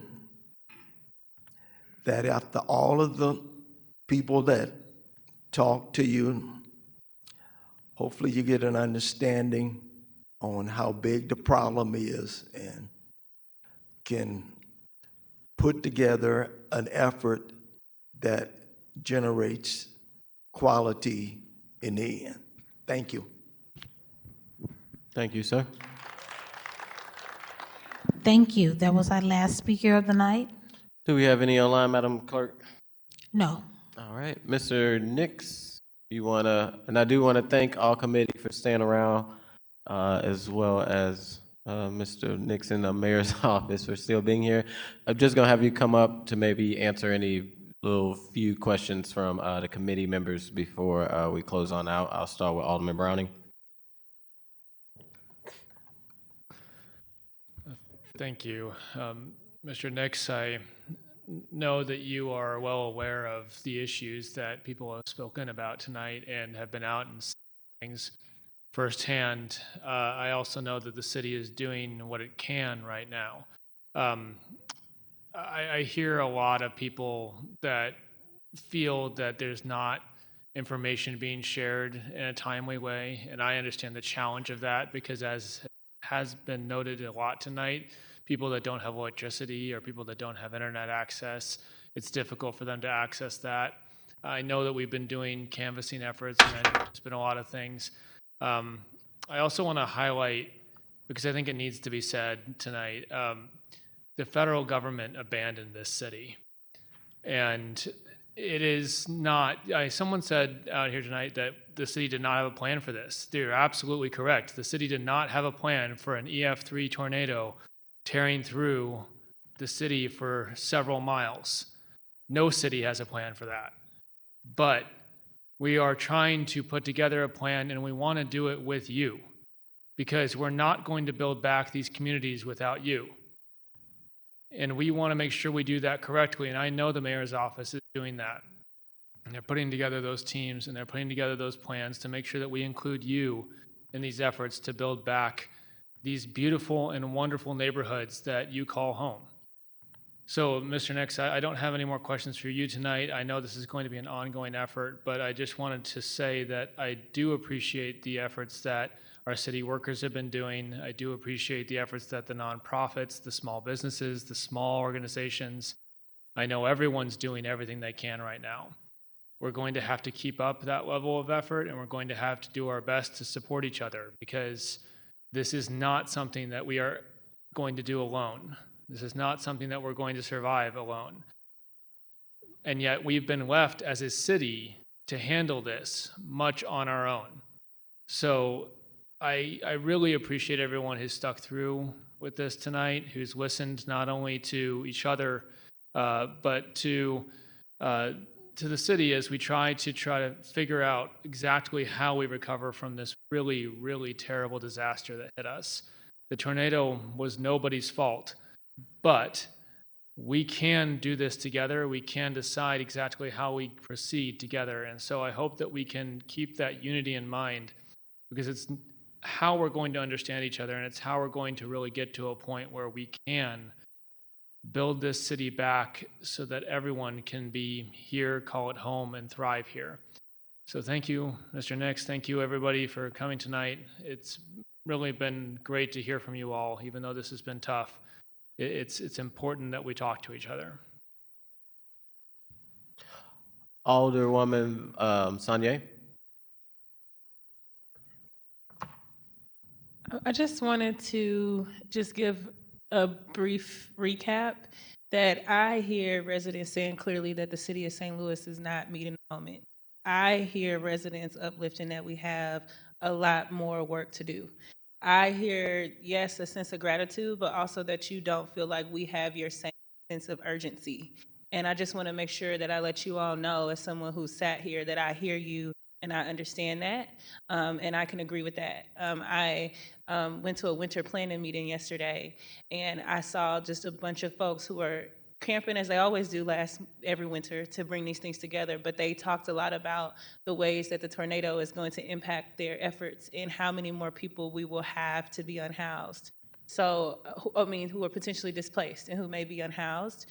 So I just wanted to, I don't think any of the questions I have you would be able to answer tonight, but I would love at the next meeting for us to have some concrete ideas and plans on what are we doing for temporary housing efforts for people to get through. They already have had to struggle through a very hot summer. What are we doing to make sure that they are able to get through what will be a freezing cold winter? I know those plans aren't ready, but people have lifted the idea of trailers, they have lifted the idea of modular homes. And I also just want to, in regards to FEMA, I know that there's a lot of things that the city is not doing because we don't want to duplicate the efforts of FEMA. But I definitely have a fear, and have heard the fear from many residents, that the city waiting on FEMA is going to mean that our people are going to leave by the time FEMA is able to deploy. So I also think as a city, we might need to have a conversation. Potentially, we don't get reimbursed for some of the money that we spent. Potentially, the reimbursement is that we keep population and we help people who have just lost everything. But maybe we don't get the money back from FEMA. And I honestly think that might be possible anyway, since the President of the United States is actively trying to dismantle that department. So I just wanted to just put those things on record, and just, I think it would be good as we have these monthly meetings for us to be clear, both as a committee, with the public, with each other, on what tangibles we will have for them next month. So if it's this month, we don't have a plan, we're working on it. Clearly, people are saying we need some type of plan. I think the most immediate plan is just more details on emergency temporary housing. How are we going to really get people through? And I think it's going to be critical to have it at the September meeting and the October meeting, because by November, we may very well be in those freezing cold temperature times. I also just want to make sure that I heard a lot of people bring up the Board of Education and the school closures. You guys packed this meeting. They have a meeting on August 11th. I would encourage you to go to the Board of Education meetings. I used to serve there. I do want to provide clarity that the school's closing is a proposal. That's not a definite proposal that the Board of Education has access to. At the meeting, they said that they saw the proposal at the same time that the public saw it, that they didn't get an early view of it. That's not the guaranteed plan. And so I would definitely encourage you all to go into that space and put your voices there, and let them know how you feel. Because to someone's comment earlier about the connection between taking away schools right after a tornado and that not being a positive indication for any community, I think that's very valid. And I hope you guys keep coming here and you keep holding us accountable. And I just, I hope when you guys come here, you don't feel like you got to fake happy or fake please or fake like you're grateful. Like, people are living in tents next to their homes. Some people are living in North County. Like, you don't have to be happy. You can be upset, you can be angry, and you can demand more of us. And I would encourage you to keep doing that. Thank you. Alderwoman Velasquez. Thank you, Chairman. I'm not going to add too much. I think my colleagues have said a lot of this here. I mean, one, big thank you to the people who came here tonight and to the people who have been advocating for their neighbors and friends and family. I think that one of the things that we need to just take away as a body, as the legislative body here, is how we do work together. We are in uncharted territories. 5 years ago, we weren't battling the federal government and we weren't left out on our own. So I think that we just really have to be creative and open to finding ways to work together that maybe the city hasn't done in the past, but really thinking about how we bring people together for a solution for the long term. So I don't have any other questions. Thank you. Alderman Devoti. Yes, Chair. Mr. Nix, I don't have any questions. I would like to thank you for coming tonight, putting the proposal before us. I'd also like to thank all members in the room who asked questions and stayed throughout. And President Green, thank you also for coming. There's not much more to say. I thought that Alderman Browning's comments were succinct and to the point, both in terms of the federal government's response as well as the challenge lying ahead. So I join in those. And Chair, again, thank you for scheduling this meeting for tonight. Thanks, folks. President Green. Thank you, Mr. Chair and members of the committee. I echo a lot of the comments that my colleagues have made, especially that, we really have been left high and dry by FEMA in a lot of ways. And I do want to make sure, though, that I recognize that we have some really great FEMA representatives on the ground here who are doing wonderful work. And the frustration is not with them. The frustration is with Washington, D.C. And that has put us in this place of not being prepared. And I think all of us recognize that we were not prepared to meet this moment. So in this moment, we then have the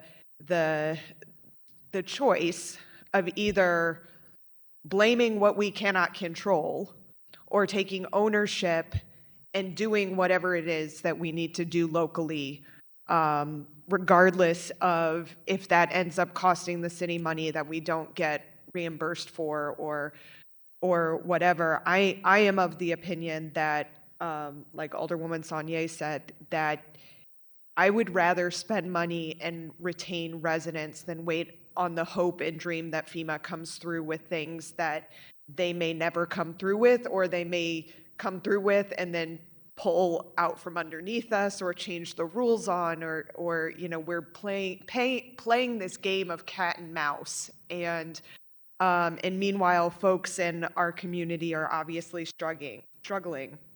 I do have a couple of just follow-up questions I think that folks had throughout the night that I want to make sure that we get answered. One, can you clarify on the reimbursement versus only for new expenditures for organizations? Will organizations be able to apply for reimbursement through the funds, or is it just for new expenditures? Yes, there will be grants for organizations to take into account work they've done before and future-oriented work for the dollars that were announced. Okay, great. Another thing we heard tonight is about reevaluation of homes. We know that maybe a home that was a yellow tag on the, the week or so after may have had a lot of water damage since then.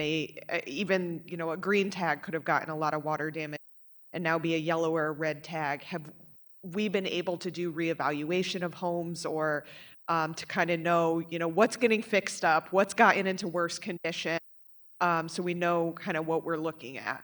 Yeah, so I'll comment a little bit about that. One, I want to maybe start with intention of the red, yellow, and green for what it is versus kind of what it's been used for on the ground, because I think that's important to separate. The red, yellow, and green stickers were intended to be safety-oriented nature of homes. We know that they were done in fast by large amounts of volunteers with large variance, even in the quality and how they rated red, yellow, and green. It was mostly critical to get a sense of the assessment of the size of the damage, to get the federal government and the size of the problem and the resources allocated. They were never intended to inform the dollars that go into homes. So I want to, one, thank Invest STL and Action St. Louis for stepping in. And I've had conversations that we've had these jointly, that the red has been just the best way they can to prioritize a limited set of dollars, recognizing the flaws. So one of the things that we are doing is, as we work through this with the city, our programs, the home repair program, the emergency stabilization program, are not based on tags.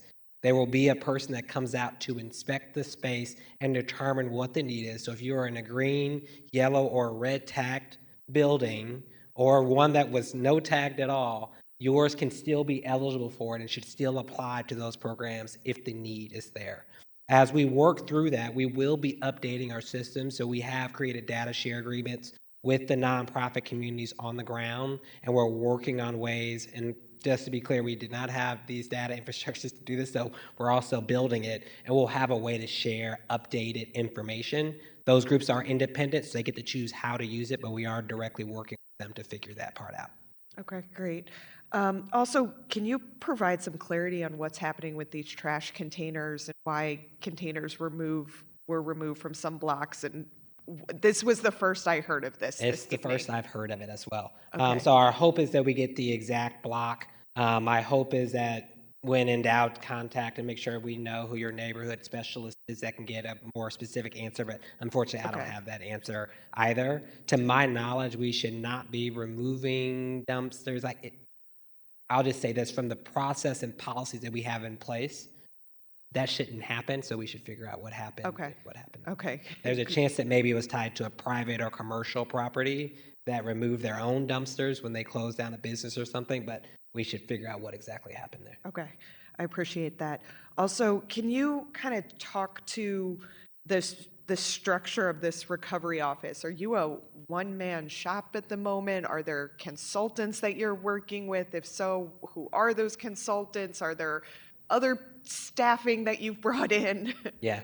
So right now, a lot of it is cross-functional teams of employees that already existed that pulled together from across government that have been dedicated to the recovery office. We will be working, and I know we've talked about this in the past, to talk directly about staffing for the recovery office specifically to make sure we can meet the needs of this moment. For those who don't know, we as a city were not as responsive as we needed to be well before a tornado hit. We as a city have about a 35 to 40% vacancy rate. That is what I was working on before the tornado hit. That has not changed. And so the capacity of the government relative to what it needs to be is not there. And so we will be working to figure out how we get the right staffing tied to the recovery office to help support and accelerate some of these overall efforts. But it is a cross-functional team at the moment of the mayor's office, SLDC, PDA. It's a full team. Okay. Effort. And then one of your slides did, say it was from McKinsey. Is McKinsey a consultant for the city? Yes. So McKinsey is a pro bono So there is no paid fees tied to any aspect of the work that they are doing. They have advised, but more so on the structure of the recovery office from organizational design that they have seen in places like North Carolina and so forth. Okay. I have some concerns about them because of the way that they botched the Puerto Rican recovery. And so I would just caution us to put all of our eggs in one basket with them as a consultant company, just given some of their track record on disaster response. So I And there's one thing that I'll say, that community are people that live here, and I recognize that there are a lot of things associated with broader sets of companies and the team that's doing the work. All of those recommendations are recommendations. They come to us and they come to our team. We bring those ideas to the Board of Alders and to our reps, and I know we're having regular meetings. So there are no decisions being made by them. They're made ultimately by us, and we bring that back to you all in the community. So I do want to give that confidence. But what I will say is any support that we can get that comes from corporate partners who are willing to donate services to help us solve this problem, I can't turn away at a time where we don't have the capacity. We are very mindful and eyes wide open around what those interests and what those things are, and guarantee transparency so others who are not in the room can feel good about the recommendations we're coming. But that's why most of the plans we roll out will be done in concert with the Board of Alders and done with community to make sure whatever those plans are and whatever advice we get is also reflective of the voices who deserve a seat at the table. Okay, I appreciate that because I think sometimes these corporate consulting firms are always looking for a private sector solution to public sector problems, and want to make sure we keep it focused on solving public sector problems. Just two more questions real fast. Do we know, something we heard a lot about tonight too was just debris and the immense amount of debris. Do we know how much debris we still have to remove? Yeah, so we know it's massive. I don't have the exact figures kind of in front of me, so let me get that back to you. But we know it's massive, and we know programs like this with the federal government cost hundreds of millions of dollars for the size of our disaster. That is the estimate that we got from the U.S. Army Corps of Engineers. Like I said, we were approved for a private property debris removal that just came in, which now allows us for reimbursement tied to it. So the big thing I want to say is I know we talked about FEMA. I want to make to this group very, very clear that we are doing our best to lobby for every single thing that we can get for FEMA, but we are also building a plan assuming that help will never come. We are doing both of those because we recognize without FEMA that progress is slow. It's way too slow. It's basically what we've seen for the last 2 months, but we also know we can't count on it. So I do want to give this group confidence and the broader group confidence that we're doing a dual track plan. We're trying to be thoughtful around the really, really big expensive buckets that the city can't hold. Those are things like debris removal where contracts can cost millions of dollars, but where we can, and especially things in Rams Settlement, most of this won't even be eligible for reimbursement from FEMA. This is more about making sure we have the accountability and process put in place to get this money out in a way that we can feel is good and transparent. Yeah, and we have done the official request for the Army Corps to come in and help and have not gotten that, correct? Okay. And then have we done a formal request for FEMA trailers and been denied, or is that just kind of up in the air as well? Yes, so a lot of that's actually a HUD housing specific mission that we have granted. Okay. So we are in talks about that, and then always in talks with our federal delegation about the things that are not kind of that we are receiving versus receiving, and trying our best to kind of lobby for every form of support that we could get. But we have not been granted a HUD housing mission that drops trailers. Okay. Well, those are all of my questions. I just want to close by thanking the community for coming out tonight and also for your ideas. I have a whole notepad here of a lot of ideas, some of them that I've been noodling on as we sit here that will probably end up being a memo that's in your inbox shortly. But what I heard from folks is wanting to make sure that we have neighborhood associations be a part of the advisory capacity. And they will be. I can already talk about that Awesome. part. There is an active plan to make sure we're engaging neighborhood groups and nonprofit groups on the ground as part of technical advisory committees to the recovery office. Awesome. I have on my to-do list to introduce Julian to Cynthia Jordan with the banks, dashboard on making it easier to track how we are expending funds between meetings like this, making the permitting process more streamlined, which is something that is on the to-do list for the red tape committee for this session. So I'm saying that into the ether. It's something that my team is actively working on. I'm going to reach out to the treasurer about validation for the Schlafly Library at the parking garage, see if that's maybe something we can get going. We heard a couple of concerns about school closures, and I think there's an opportunity for the city and SOPS to be working in deeper collaboration as we talk about what consolidation looks like and to make sure that we're not doing it in a way that disincentivizes residents from returning to neighborhoods that are already in dire need of recovering.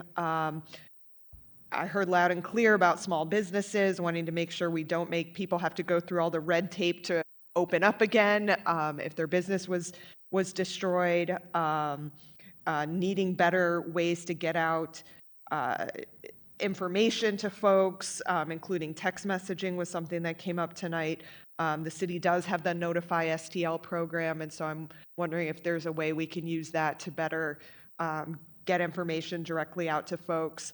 And then, overall, just the need for housing. Housing seems to be something that we heard across the board tonight and very urgently needing that long-term transitional housing is what I'm going to call it. So I appreciate, Julian, you taking the time to be in front of us, the public for staying for this lengthy meeting tonight, but it's important that we hear from you. And we're going to be doing this every single month where we're getting updates from the mayor's office. This is our ability to get information from the executive branch, but also hold the executive branch accountable. This is why we have, different branches of government, and this is what this is for. So I appreciate everybody's time and commitment to this, and thank you, Chairman Aldridge, for taking the time to schedule this, especially on an evening, so that more community folks could attend. Thank you, Madam President. First, I want to, before I wrap up, I want to thank the committee members for also being flexible today to make this happen. I want to thank our staff here at the Board of Aldermen, Ms. Ora, for all your help today, as well as STL TV. Thank you, Julian, from the mayor's office, Dan, as well, for staying and actually listening to the public. A lot of times we have these hearings, they run long, and the people who need to actually hear the information don't sit in the room. And while it may be uncomfortable or aggressive at times, I think what the people are saying is important. So thank you guys for staying here and being available. More importantly, I want to thank the community for coming out today and turning out and being here. I want to thank the neighborhood organizations. I want to thank the groups that have been on the ground since day one. I'm going to be, as the young kids say, 100 and not be political. One of the things Alderman Browning said that is correct is we did not have a plan. And to be honest, we kind of got a concept. But only way that we are going to get through this tornado is it's going to take all of us to be figuring this out together. And we're going to have to be 100 with each other as community members, as organizations, as non-for-profits. Hold your elected officials, us up here, accountable. Hold this mayor's administration accountable, and figure out ways that we all can come together. And especially being understanding that we have to invest, and especially in a time like this, we have to invest in areas that has already been disinvested in the most. They have to be number one priority. We talk about this as our Katrina. One of the things that happened during Katrina is one of the most devastating communities and wards, the 9th Ward, the 7th Ward, majority Black wards were impacted by that storm, and they did not get the necessary resources. They did not get the FEMA support that they needed, the full FEMA support, but it took the strong roots of that neighborhood. It took the resilience-ness. It took the honesty. It took the boldness of community members and elected officials who actually want to work with community members to come together to move our city forward. And I will be honest, I am, ready to continue, and I know members on the budget committee, it's truly an honor to have them, is ready to meet every month to figure out how funds are being spent and how do we make sure we work with this administration to spend them in the right way, making sure that those dollars get to the non-for-profits. And if I'm not mistaken, there is an ENA meeting this Friday where there would be contracts voted on to move money for home repair and also to move money to start to go out to non-for-profits. This is going to be a long haul. This is not going to be something that's going to happen overnight. And North St. Louis has been disinvested in way before I've been around. But only way we are going to get through this is together and having these uncomfortable, bold conversations and holding each other accountable and understanding that these conversations aren't personal, but they are personal because we're talking about people's lives. And again, to all the community organizations, all the individual folks that stepped up on day one when government didn't know what to do or had no plan to, and just acted and cleaned up your block, helped out your community, delivered water, hot dogs, donuts, whatever it was. Thank you. And we as the city of St. Louis cannot do this work without y'all. And that's why continuing to show up, continuing to flood our inboxes, continue to hold us accountable and to give us ideas, because I think just because we're elected, we have all the answers. We don't. And we need you all to craft that policy to make sure that these RFPs are in a simple form so that everyday people could be able to get those. So thank you. And this is not the end, but this is literally just the continuation of this movement of us all coming together and working on this. And thank y'all for coming today. And if y'all can give yourselves a round of applause for being here, y'all deserve it. Madam Clerk, was there any written acknowledgement of written testimony? No, we have none. No announcements, and we already did not excuse the Alderwoman from the 12th for missing today as usual meetings. I'll take a motion to adjourn. Second. I usually don't second my own. All in favor? Previous roll. Previous roll. Devotee was not here. Oh. All in favor? Aye. Any opposed? Motion carries. Thank you.